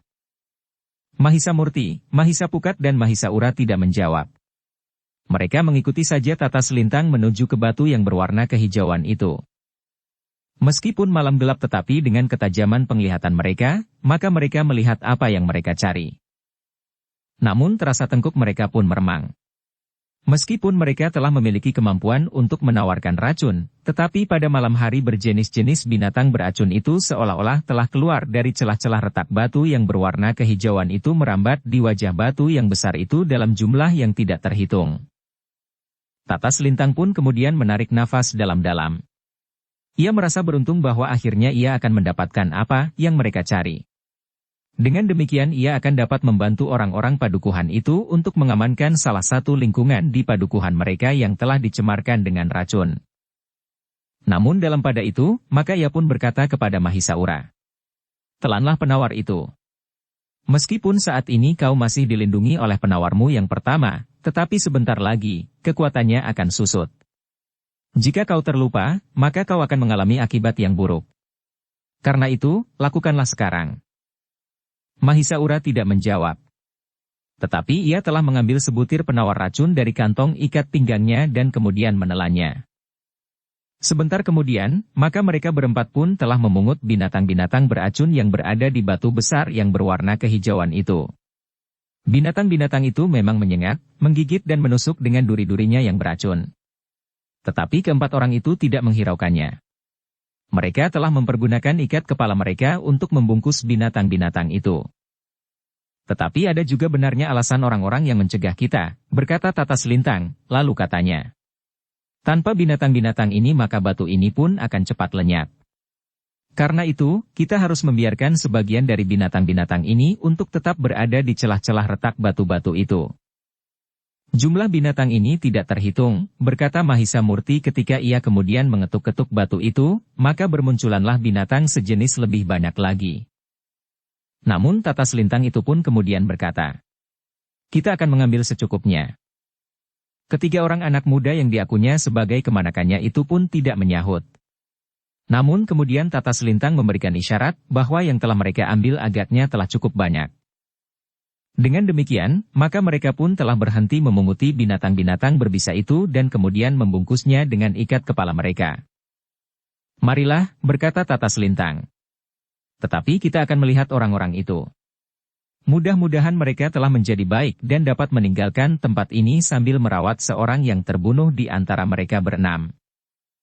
Keempat orang itu pun kemudian meninggalkan batu itu dan mendekati tubuh-tubuh itu, maka mereka pun terkejut. Pemimpin dari kelompok itu telah mampu bangkit. Namun yang lain tidak akan dapat bangkit untuk selamanya. Kenapa mereka mati? Justru Tata Selintanglah yang bertanya. Kalian adalah pembunuh-pembunuh yang keji, jawab pemimpin kelompok itu. Kami tidak membunuh, jawab Tata Selintang. Hanya seorang di antara kalian yang terbunuh. Dalam perkelahian hal itu memang mungkin terjadi. Menurut pengertian kami, yang lain masih tetap hidup meskipun mungkin pingsan atau tidak berdaya. Tetapi di lingkungan ini banyak sekali ular, berkata pemimpin kelompok itu. Bukankah kalian tawar akan bisa? Bertanya Tata Selintang pula. Tetapi penawar yang kami telan hanya berlaku untuk beberapa lama, kecuali aku sendiri memang memiliki penawar yang tetap, jawab pemimpin kelompok itu. Pada saat mereka pingsan dan tidak berdaya, maka ular-ular itu telah menggigit mereka, sementara kekuatan penawar mereka telah lewat waktu berlakunya. Tata Selintang menarik nafas dalam-dalam. Katanya, Maaf. Aku tidak mengerti. Tetapi agaknya nasib kawan-kawanmu lah yang memang terlalu buruk, sehingga mereka harus mendahuluimu. Pemimpin kelompok itu memandang keempat orang itu dengan penuh kebencian. Katanya, kali ini aku gagal mencegah kalian. Tetapi sekali lagi aku peringatkan, jika kalian tidak membunuh aku pula, maka kalian akan menyesal, karena akulah yang akan membunuh kalian. Tata Selintang hanya menarik nafas saja. Ia pun kemudian berpaling kepada 3 orang yang diakunya sebagai kemanakannya itu dan mengisyaratkan kepada mereka untuk meninggalkan tempat itu. Sejenak kemudian, maka keempat orang itu pun telah meninggalkan ke-6 orang yang telah berusaha mencegah mereka, namun dapat mereka atasinya, sehingga 5 orang telah mati meskipun dengan sebab yang tidak langsung. Seorang masih tetap selamat dan melepaskan keempat orang itu pergi, namun dengan dendam yang membara di dalam hati.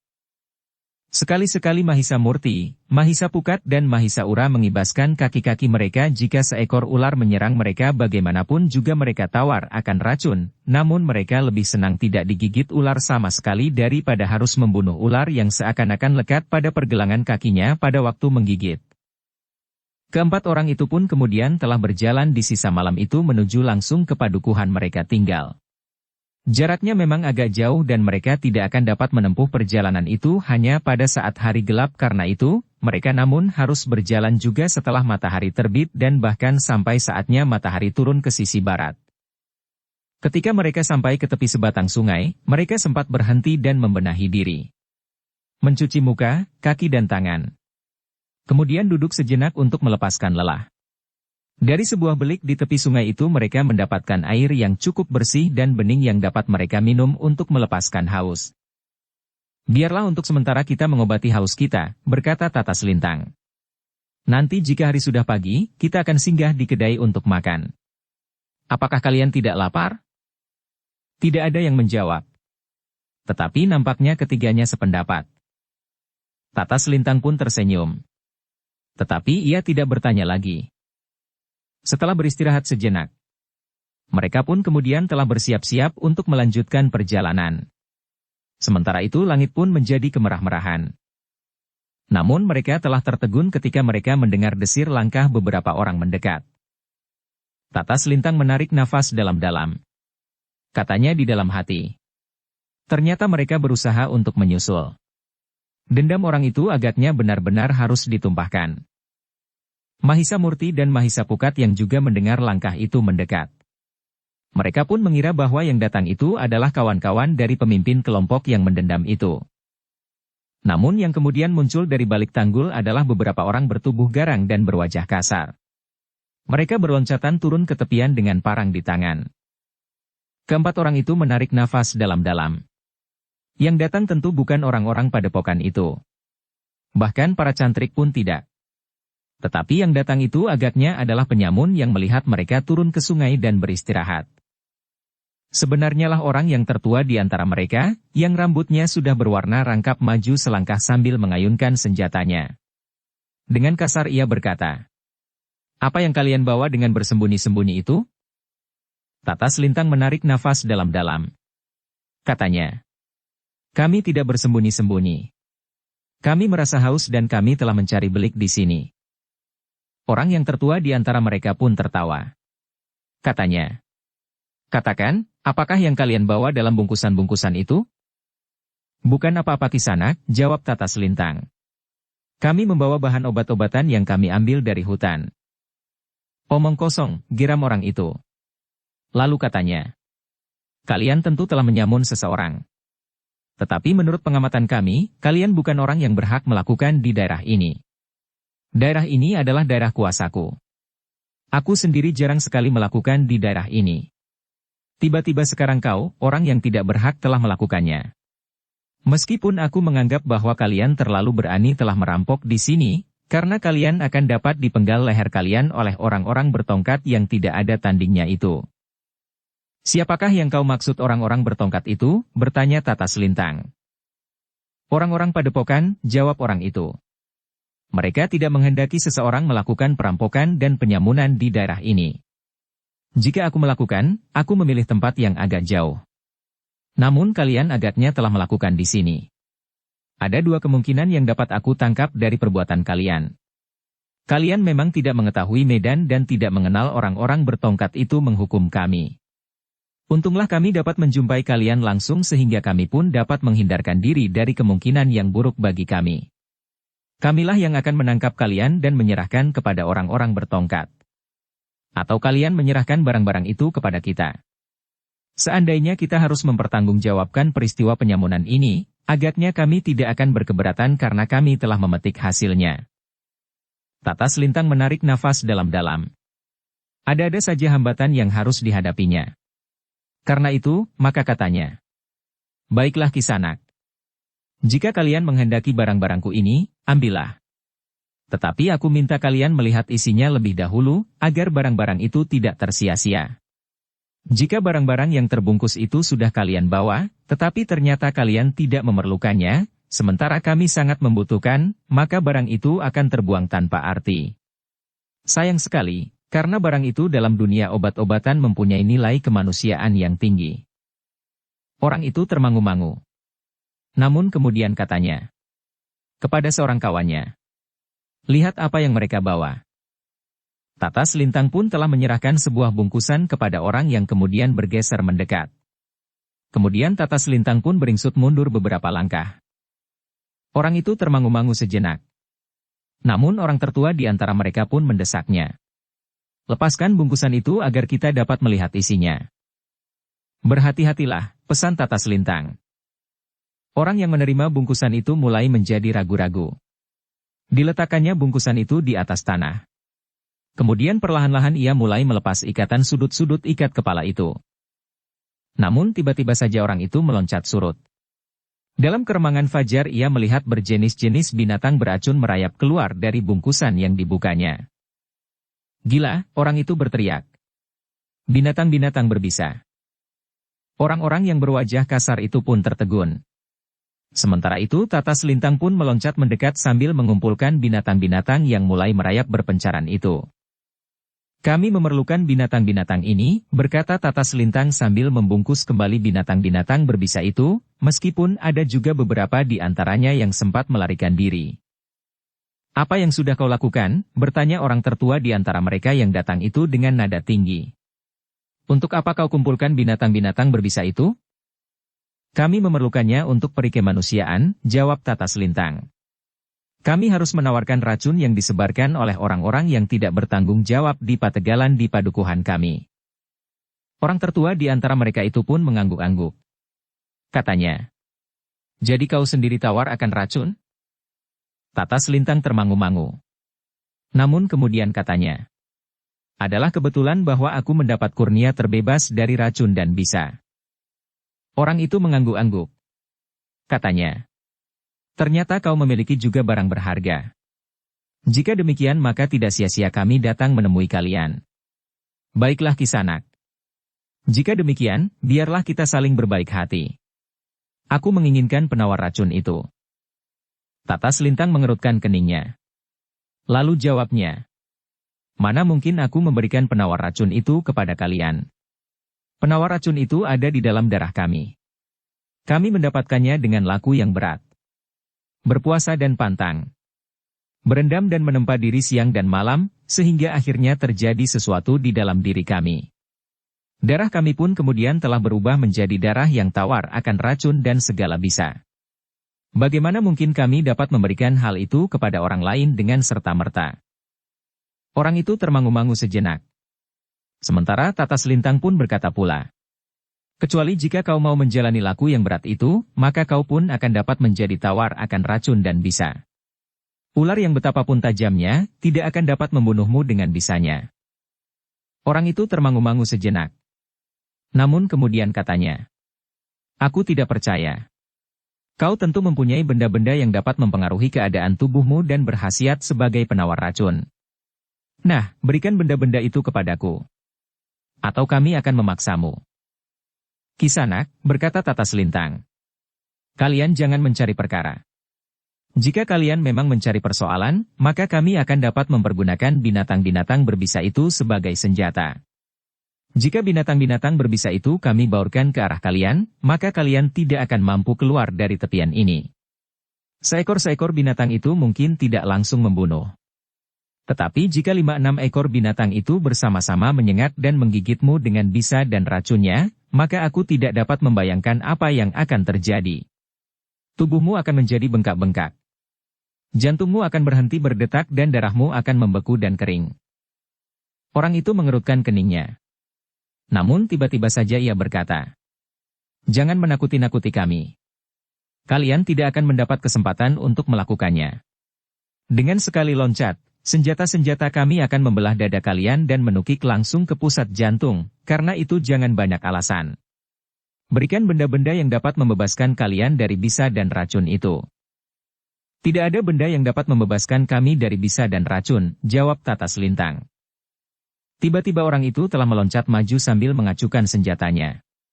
Cepat sebelum matahari naik. Tata Selintang termangu-mangu. Sementara itu yang lain pun telah bergerak pula mendekati ketiga orang anak muda yang diakunya sebagai kemanakannya itu. "Kami akan menghitung sampai 10. Jika kalian tidak memberikan benda itu, maka kami akan memenggal leher kalian sebelum kalian sempat mengambil binatang-binatang berbisa itu dan melemparkannya kepada kami." Tata Selintang masih saja termangu-mangu. Dengan garang orang itu pun kemudian memerintahkan, "Letakkan bungkusan-bungkusan itu, atau parang kami menembus jantung kalian." Tata Selintang memang menjadi bingung. Ketika ia sempat menghitung, orang yang mengepungnya itu berjumlah 10 orang. Jumlah yang baginya tidak begitu banyak menilik tingkat kemampuan orang-orang itu. Tetapi karena mereka belum menjajaginya, maka mungkin dugaannya atas kekuatan orang-orang itu meleset. Meskipun Tata Selintang tidak memberikan aba-aba, tetapi sikapnya telah memberikan perintah kepada ketiga orang yang diakunya sebagai kemanakannya itu untuk bersiap. Agaknya sekali lagi mereka harus berkelahi.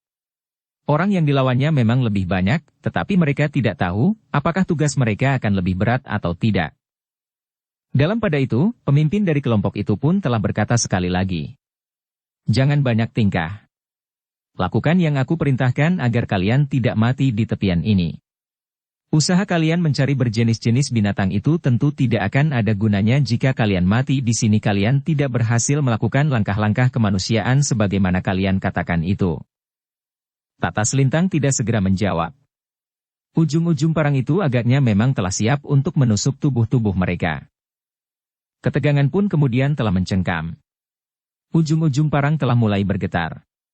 Sementara orang tertua di antara mereka itu pun membentak sekali lagi, "Cepat!"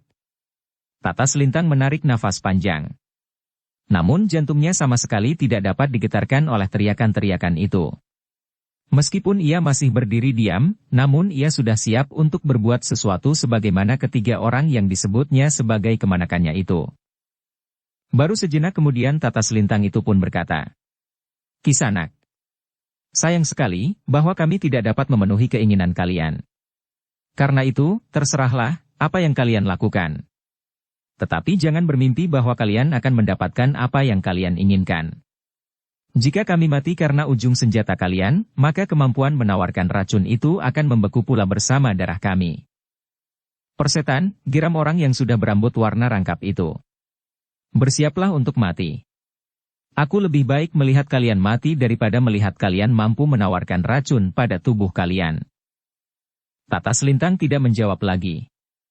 Namun ia pun telah bersiap menghadapi lawan-lawannya. Sementara itu, agaknya Mahisa Pukat ingin melakukan permainan sendiri. Karena itu ia berdesis kepada Mahisa Murti dan Mahisa Ura. "Lindungi aku."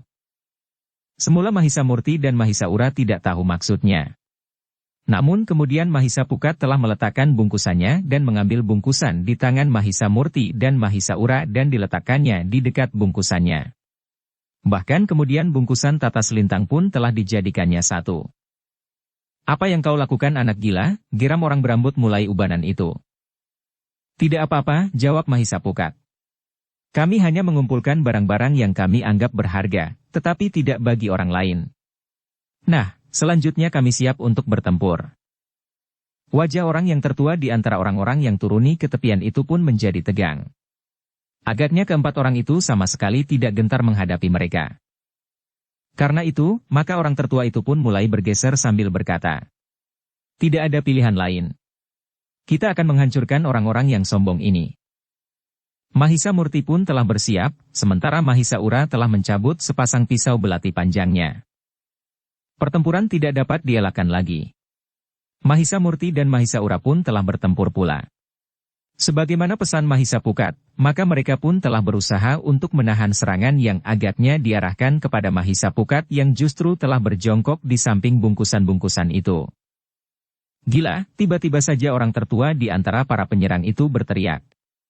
Jangan beri kesempatan kepada anak itu untuk membuka bungkusannya. Tetapi Mahisa Pukat mampu bertindak lebih cepat, ia sudah mulai melepaskan ikatan salah satu di antara keempat bungkusan itu. Namun seorang di antara 10 orang itu pun telah meloncat menyusup di antara pertahanan Mahisa Murti dan Mahisa Ura. Parangnya terjulur lurus mengarah ke punggung Mahisa Pukat. Mahisa Murti terkejut karenanya, ia melihat orang itu meloncat. Namun ia tidak dapat berbuat sesuatu karena jaraknya yang agak jauh. Demikian pula Mahisa Ura yang sedang meloncat ke samping menghindari serangan seorang lawannya. Karena itulah, maka tanpa berpikir panjang Mahisa Murti telah melakukan sesuatu. Tiba-tiba saja ia telah meloncat mengambil jarak dari lawannya. Demikian cepat. Kemudian kedua tangannya telah terjulur lurus ke depan, sementara kedua telapak tangannya yang terbuka mengarah kepada orang yang sudah hampir saja menyentuh punggung Mahisa Pukat dengan parangnya itu. Yang terjadi adalah sangat mengejutkan. Orang itu terlempar beberapa langkah dan jatuh terbanting di tanah. Beberapa kali ia berguling menahan sakit. Namun kemudian ia pun terdiam. Pingsan. Sementara itu kakinya yang disambar serangan Mahisa Murti yang bagaikan seleret sinar memancar dari telapak tangannya, nampaknya menjadi bagaikan hangus. Orang-orang yang menyaksikan peristiwa itu menjadi termangu-mangu. Jantung mereka terasa berdetak semakin cepat, sementara Mahisa Murti sendiri pun menjadi tegang. Bukan maksudnya untuk menghancurkan lawannya dengan ilmunya itu. Melawan orang-orang bertongkat itu pun ia masih berusaha untuk menundukkan lawannya tanpa membunuhnya. Namun ia tidak mempunyai kesempatan lagi. Ia telah mempergunakan ilmu yang disadapnya dari tata selintang karena ia tidak ingin melihat punggung saudara laki-lakinya itu tertusuk parang. Selagi orang-orang itu termangu-mangu, maka Mahisa Pukat telah menggenggam sejumlah binatang-binatang berbisa. Sambil berdiri tegak ia berkata, "Nah, apakah kita akan meneruskan perkelahian ini?" Orang-orang yang datang ke tepian itu menjadi ragu-ragu. Mereka sudah melihat bagaimana Mahisa Murti menyerang lawannya sementara itu seorang yang lain telah mampu melepaskan ikatan binatang-binatang berbisa itu dan bahkan sudah menggenggam di tangan kiri dan kanannya siap untuk dilemparkan. Dalam ketegangan itu Tata Selintang pun berkata, "Ikat kembali bungkusan itu agar binatang itu tidak berlarian." Mahisa Pukat mengangguk, ia pun kemudian telah mengembalikan binatang di genggamannya dan mengikat kembali bungkusan binatang-binatang berbisa itu. Tetapi ia masih tetap bersiap untuk menggenggam dan melemparkan ke arah lawan-lawannya. Namun agaknya Tata Selintang telah yakin bahwa tidak akan ada perlawanan lagi dari orang-orang itu. Sebenarnya lah orang-orang itu bagaikan menjadi beku. Tidak seorang pun yang bergerak. Bahkan parang-parang mereka pun telah merunduk. Karena tidak seorang pun yang bergerak, maka Tata Selintang pun kemudian telah bertanya. "Nah, marilah. Siapakah di antara kalian yang akan bangkit dengan parang-parang kalian? Aku yakin bahwa kalian adalah laki-laki jantan yang tidak gentar melihat betapapun juga lawan yang akan dihadapi." Orang-orang itu masih tetap membeku. Bahkan jantung mereka terasa bergetar ketika Tata Selintang berkata, "Kami akan dapat membakar hangus kalian semuanya dengan cara sebagaimana kau lihat. Tetapi kami pun akan mampu menjadikan tubuh kalian kehilangan bentuk dengan binatang-binatang beracun di dalam bungkusan kami ini. Cepat, sebelum kami meninggalkan tempat ini." Namun ternyata bahwa orang tertua di antara mereka pun telah meletakkan parangnya di atas pasir tepian sambil berkata, "Kisanak, kami harus melihat kenyataan. Kami menyerah. Kami tidak akan mampu berbuat apa-apa di hadapan kalian berempat. Kami telah melihat apa yang terjadi. Aku mengerti bahwa kalian tidak berniat untuk memperlakukan salah seorang di antara kami dengan cara itu. Tetapi karena tidak ada kesempatan lagi untuk menyelamatkan salah seorang di antara kalian, maka telah terjadi serangan yang dahsyat itu. Dengan demikian kami pun harus menyadari kelemahan kami. Lebih dari itu, kami berterima kasih atas kebaikan hati kalian, sehingga kalian masih sempat memberikan peringatan kepada kami. Kalian tidak dengan serta-merta menghancurkan kami sebagaimana biasa kami temui dalam dunia olah kanuragan. Tidak, jawab Tata Selintang. Justru dalam dunia olah kanuragan berlaku sifat padi. Semakin berisi seharusnya kita menjadi semakin tunduk. Orang itu mengangguk-angguk. Kemudian katanya, "Nah, terserahlah apa yang akan kalian lakukan atas kami. Kami akan menyerah." "Kami tidak akan menghukum kalian," berkata Tata Selintang. "Terserah kepada kalian sendiri. Apa yang pantas kalian lakukan dalam keadaan seperti ini? Kalian akan dapat menghukum diri kalian sendiri jika kalian benar-benar menyesali perbuatan kalian." "Kami mengerti," jawab orang itu. "Justru sikap kalian membuat kami melihat kenyataan tentang diri kami. Kami ternyata telah menemui sekelompok orang yang asing bagi kami. Jauh berbeda dengan orang-orang padepokan itu." "Bagaimana dengan orang-orang di padepokan itu?" bertanya Tata Selintang. "Membingungkan," jawab orang itu. "Ada yang bertingkah laku wajar, tetapi ada yang keras sekeras batu akik sebagaimana nampak pada senjata mereka atau perhiasan mereka." "Di ujung tongkat?" bertanya Tata Selintang. "Ya. Dan kadang-kadang pada perhiasan di tubuh mereka," jawab orang itu. "Batu berwarna kehijauan itu?" bertanya Tata Selintang pula. "Ya. Mereka telah mempergunakannya," berkata orang itu pula. "Apakah batu itu pernah dipecah atau diambil sebagian?" bertanya Tata Selintang pula. "Tidak," jawab orang itu. "Di sekitar batu itu dahulu banyak pecahan-pecahan batu serupa. Tetapi sekarang sudah habis sama sekali." Tata Selintang mengangguk-angguk. Lalu katanya, "Kisanak, pergilah. Bawalah kawanmu itu. Aku berharap kalian dapat mengerti arti dari peristiwa ini. Sebenarnya lah kami bukan orang yang baik hati sebagaimana kalian sangka. Jika kali ini kami tidak berbuat apa-apa itu hanya karena kami tidak sempat. Tetapi dalam kesempatan lain, mungkin kami dapat berbuat jauh lebih keras daripada orang-orang yang kau sebut sekeras batu akik dari padepokan itu. Kami dapat membunuh dengan cara apapun juga. Dengan binatang berbisa yang akan dapat membunuh seseorang dengan perlahan-lahan. Namun kami masih cenderung percaya bahwa betapapun kecilnya, tetapi tentu ada sepercik kesadaran di dalam diri tentang tingkah laku dan perbuatan baik. Nah, kami ingin hal itu berkembang di dalam dirimu, atau kami akan memperlakukan kalian jauh lebih buruk pada kesempatan lain." Orang itu tidak menjawab. Namun kemudian katanya, "Kami minta diri." Orang itu pun kemudian melangkah mendekati kawannya yang terbaring diam. Kepada kawan-kawannya ia berkata, "Marilah, kita bawa kawan kita yang terluka." Kawan-kawannya pun telah menyarungkan senjata mereka dan mengusung tubuh yang diam itu. Sementara itu seorang lain telah berbisik di telinga orang tertua itu, "Senjatamu." Tetapi orang tua itu menjawab, "Aku tidak memerlukannya lagi. Biarlah senjata itu akan tinggal di tepian."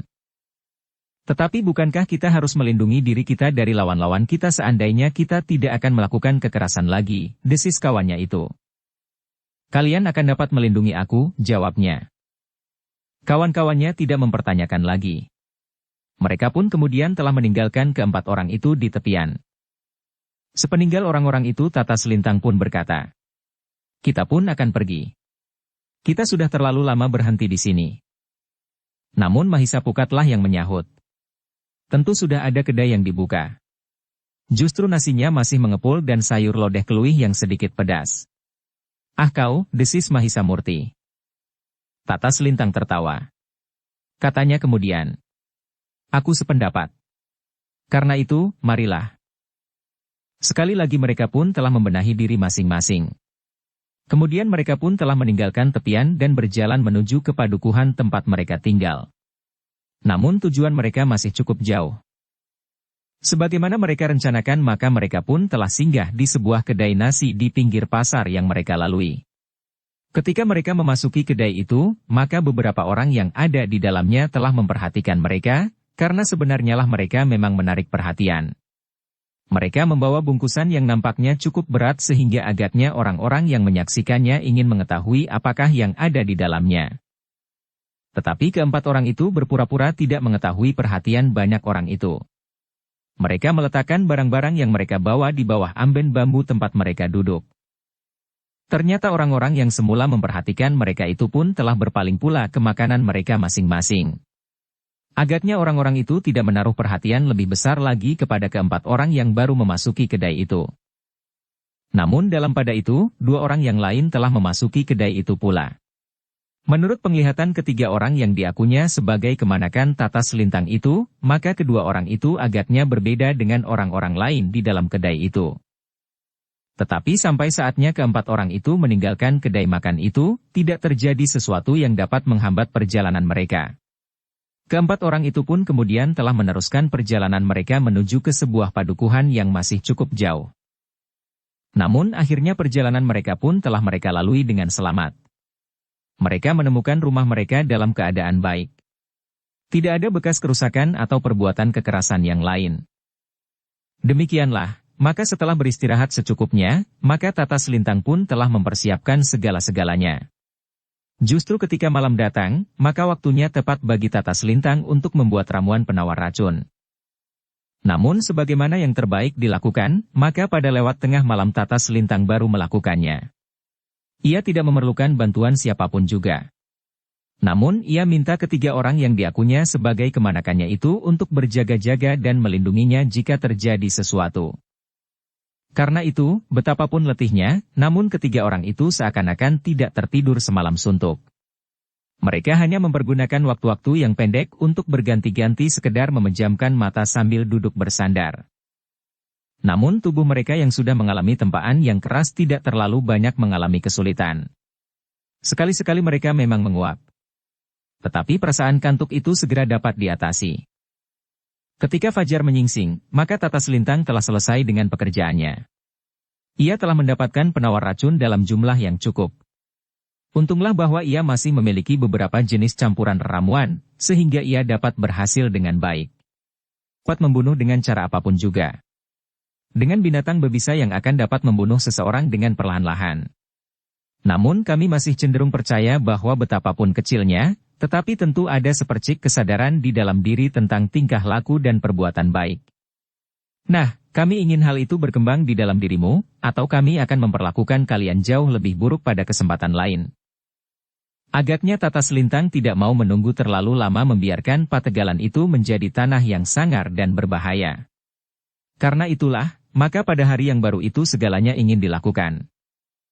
Berempat mereka telah menemui Ki Bekel dan kemudian orang yang memiliki tanah itu, sehingga sebelum tengah hari, maka Tata Selintang telah mulai dengan kerjanya, menawarkan Pategalan itu dari cengkaman racun yang berbahaya. Ki Bekel, pemilik tanah Pategalan itu dan beberapa orang lain telah menungguinya bekerja. Mereka menjadi kagum melihat keempat orang itu berusaha menawarkan racun. Meskipun mereka tidak tahu siapakah sebenarnya mereka, tetapi ternyata yang telah mereka lakukan itu rasa-rasanya memang satu tanggung jawab.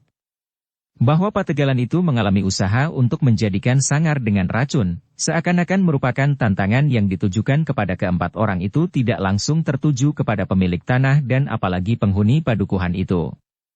Demikian juga datangnya beberapa ekor harimau dan ular di halaman Banjar. Namun keempat orang itu cukup bertanggung jawab, sehingga mereka tidak begitu saja membiarkan semuanya itu terjadi di padukuhan itu. Tetapi sebenarnya lah, bahwa ketika usaha mereka menawarkan racun di Pategalan itu selesai, maka rasa-rasanya tanggung jawab yang besar telah dilakukan. Ki Bekel, pemilik tanah itu dan orang-orang padukuhan yang tidak berkepentingan pun telah mengucapkan terima kasih yang sebesar-besarnya kepada keempat orang itu. Kami hanya melakukan apa yang memang harus kami pertanggungjawabkan, berkata Tata Selintang. Kami tahu, sahut Ki Bekel. Tetapi kalian memang mempunyai rasa tanggung jawab yang besar. Mungkin orang lain tidak akan melakukannya seperti kalian meskipun seandainya mereka mampu. Orang lain akan dapat meninggalkan padukuhan ini sebagaimana sebelum kalian lakukan penawaran racun itu. Kami hanya berusaha untuk berlaku wajar, jawab Tata Selintang. Namun yang kemudian berkata, tetapi Ki Bekel, sebenarnya lah sekaligus kami beritahukan bahwa kami tidak akan berada di padukuhan ini lebih lama.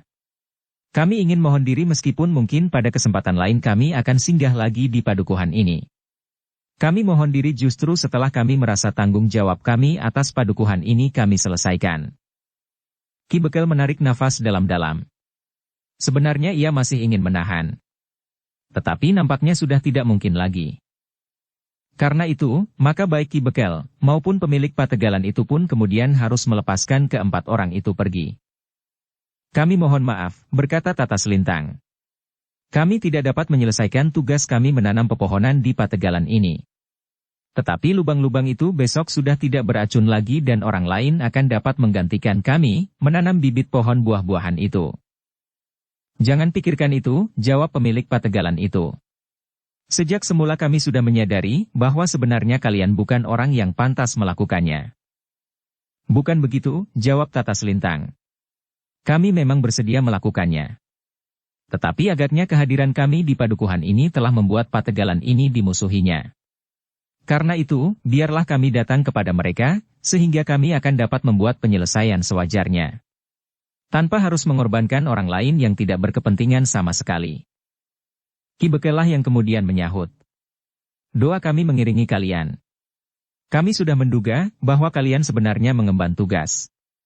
Kami tidak dapat menutup mata bahwa batu kehijauan itu memang merupakan persoalan. Apakah Ki Bekel hanya sekedar menduga-duga atau ada petunjuk tertentu tentang batu yang berwarna kehijauan itu? Bertanya Tata Selintang. Aku tidak tahu apa-apa tentang batu itu. Tetapi hampir setiap orang percaya bahwa batu itu adalah batu yang jatuh dari langit, berkata Ki Bekel. Tata Selintang menarik nafas dalam-dalam. Sementara itu Mahisa Murti dan Mahisa Pukat yang mengenali berbagai jenis batu sebagaimana diajari oleh ayahnya memang menganggap bahwa batu itu cukup baik, meskipun menurut mereka bukan yang terbaik. Namun justru karena anggapan orang padukuhan itu sebagaimana dikatakan oleh Ki Bekel, bahwa batu itu jatuh dari langit, maka keduanya merasa perlu untuk mengamatinya lebih jauh. Menurut beberapa orang tua, batu itu semula tidak berada di situ, berkata Ki Bekel kemudian. Di mana? Bertanya Tata Selintang. Namun kemudian ia pun terjatuh di tanah. Batu itu berada jauh di bawah permukaan dataran di puncak bukit itu. Sebuah goa telah menganga menusuk masuk ke jantung bukit itu. Namun tiba-tiba saja batu itu muncul di lambung bukit dan berguling ke bawah dan berhenti di tempatnya yang sekarang, jawab Ki Bekel. Namun katanya kemudian. Itu menurut cerita. Tetapi sejak aku kecil, menurut pengetahuanku, batu itu sudah ada di sana. Aku juga seorang anak yang nakal dan sering pergi ke tempat yang jauh. Dan aku juga pernah lewat di dekat batu itu, tanpa sempat mendekatinya karena dicegah oleh rasa takut. Tata Selintang mengangguk-angguk. Keterangan Ki Bekel itu telah melengkapi pengetahuannya tentang batu yang berwarna kehijauan itu. Demikianlah, maka setelah keempat orang itu bermalam semalam lagi di padukuhan itu, maka mereka pun telah meninggalkannya betapapun berat hati mereka. Namun mereka sadar bahwa kewajiban itu memang telah menunggunya. Sementara itu, semakin lama mereka berada di padukuhan itu, maka padukuhan itulah yang akan menjadi sasaran dari orang-orang yang agaknya memang datang dari padepokan itu. Tetapi keempat orang itu tidak perlu berjalan tergesa-gesa. Mereka adalah pengembara yang terbiasa berada di tempat terbuka siang maupun malam. Kita akan mendekati padepokan itu di malam hari, berkata Tata Selintang. Tetapi kita harus menyadari bahwa di padepokan itu agaknya telah tinggal beberapa orang yang semula bukan berasal dari satu perguruan sebagaimana aku katakan.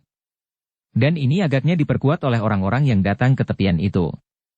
Menurut mereka orang-orang padepokan itu ada yang wajar saja sebagaimana kebanyakan orang, tetapi ada yang tingkah lakunya terasa asing. Justru kasar dan buas.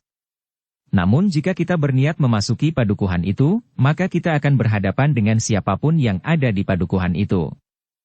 Mungkin orang bertongkat dengan kepala batu yang berwarna kehijauan itu. Tetapi mungkin kita akan berhadapan dengan orang yang memiliki pengetahuan dan ilmu gendam yang dapat mempengaruhi jenis binatang apapun juga. Namun mungkin juga kita akan sekaligus berhadapan dengan orang yang mampu mempengaruhi dan menyusup ke dalam wadah kita, jika kita tidak benar-benar bertahan. Ketiga orang yang dianggapnya sebagai kemanakannya itu mengangguk-angguk. Namun dengan demikian mereka mulai menggambarkan bahwa isi padepokan itu adalah campur baur dari bermacam-macam ilmu dan jumlah orangnya pun cukup banyak dibandingkan dengan mereka berempat.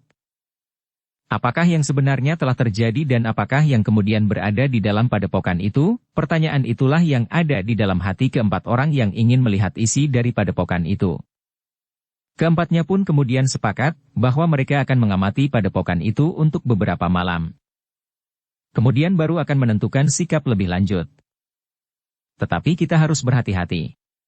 Kita sudah dapat menjajaki beberapa orang di antara mereka yang memiliki ilmu yang luar biasa, berkata Tata Selintang.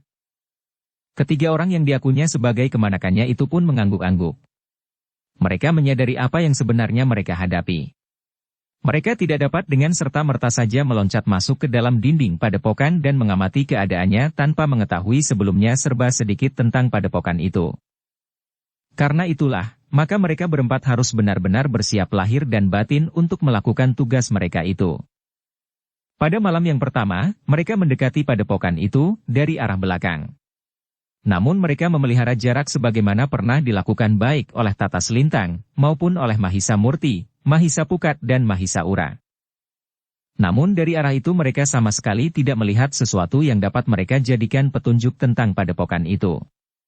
Karena itu maka pada kesempatan lain, mereka telah mencoba untuk melihat padepokan itu dari arah depan. Bersambung ke bab 92. Dukung kami dengan subscribe, follow, like, komen dan share. Terima kasih.